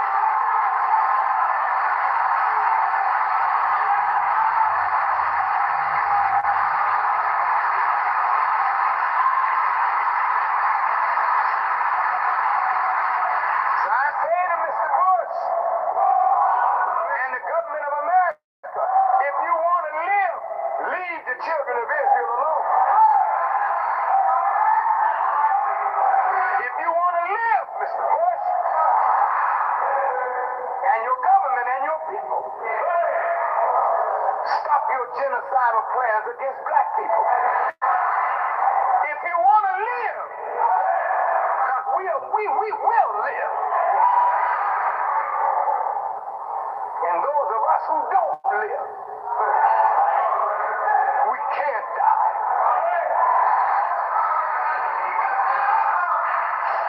Because we know that enemy can only kill the flesh. But he's late now. Too late. The word is in the children now. Your own little babies will rise up and cut your head off if you punk out on their future today and act like some sissy. Here's a man that killed your people for 400 years, and you're going to side with him against your God and the God of your salvation? Your children will eat you alive.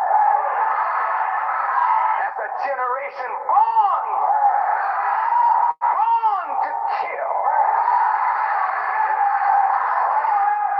We've got the most violent young generation that has ever been produced in the history of the world. That's not an accident.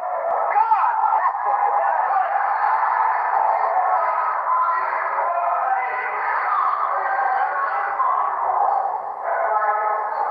America got to wake up. So the only game in town is Pharaoh. And the only game among black people that's in town is a little nation of Islam. The most organized, the most disciplined, the most unified, the most dedicated and zealous, and made the wisest of our people. But that creates envy and enmity and strife. So we got to come together because the end is in sight. If you don't unite with us, who will you unite with? Your doom is already set by Washington. They're killing you with AIDS.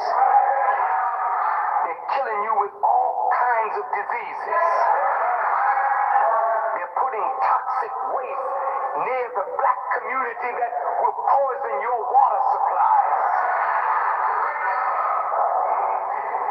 They want silent death to gradually move us off the scene. But God is present in person. I'm glad that I know him. I'm glad that he is my friend.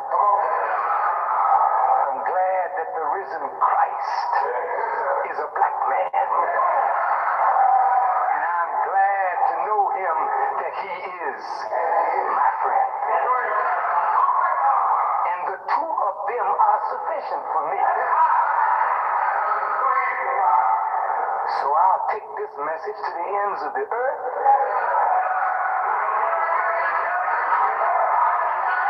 And I'm warning my Arab Muslim brothers, get out of the bed of Washington, D.C. King Fahd, Saudi Arabia, get out of bed with Bush. President Assad of Syria, get out of the bed with Bush. President Mubarak of Egypt, get out of the bed with Bush. King Hussein of Jordan, get out of the bed with Bush. All you black presidents of Africa, stop kissing his ring. Don't even try to get into bed with Bush. That bed will get you killed. Your people are rising. I'm talking about the masses. And they are angry as hell. And they will kill kings and cast them down.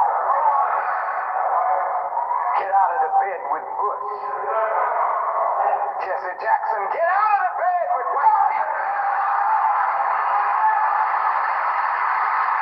Get out of their bedroom and come home to your God. Swing low, sweet chariot, coming for to carry me home. Was a band of angels coming after me, coming to carry me home. Swing low, sweet chariot, the chariot of fire. Swing low. Let these crackers see you. Swing low, sweet chariot. Let them know that there's another power beside white power. The ants are stirred up. The bees are stirred up. The flies are stirred up. He's killing them with pestilence. We got a God that's going to kill white folk today. And black folk that won't do right. Get yourself together. The shock of the hour is a grievous thing. And when you see that wheel come down, when God declares open war on his devil, you will see terror like you never saw it before. And you will bite your fingers in intense regret, saying, would that I had taken away with the messenger. Would that I had just believed. Famine is on the way in America. Won't be no more Wendy's. They won't be able to get a cattle to grind the beef for you to eat. The weather's changing. The greenhouse effect. The ozone layer depleting. The sun burning. Sunspots casting flames out from the sun 10 to 30,000 miles, burning up and scorching the earth. Seas drying up, leaving the fish stinking on the banks in the dry parched mud. Drought, no rain, and the cattle looking up to the sun, gritting its teeth, wondering what did I do? And the God saying to the cattle, it's not you. I just don't want your master to fatten you up and take you to the markets. I'm killing the cattle. I'm allowing the fish to be poisoned in the sea. I'm drying up the produce of the earth. And go open your Bible and read. When the famine strikes, you'll be looking at your little fat babies with the thought in mind to eat your own children's flesh. Surely the shock of the hour is a grievous thing. You better pray that your flight is not in winter. Your enemy is through. The white man is through. He looks like he got power, but it's only for a few more days, and in the twinkling of an eye, it'll be gone. If you put your trust in money, you'll see the big tycoon with $1,000 bills lighting up their cigars, but the money will be worthless in the twinkling of an eye. You want to kill each other for this?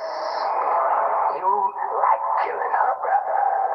You don't want to kill your enemy. You want to kill one another? Well, they'll be coming soon in the ghetto with their tanks and their 30 caliber machine guns. And if you've never seen the helicopters used in Vietnam, you you see them used on the ghetto. God is going to turn your white friend loose on you and drive you to him. And whoever is left, he's going to kill your enemy, but he's going to teach you a lesson. When God speaks to you, you have a duty to answer. You are now in the valley of decision. It's your move. May Allah bless you as I greet you in peace.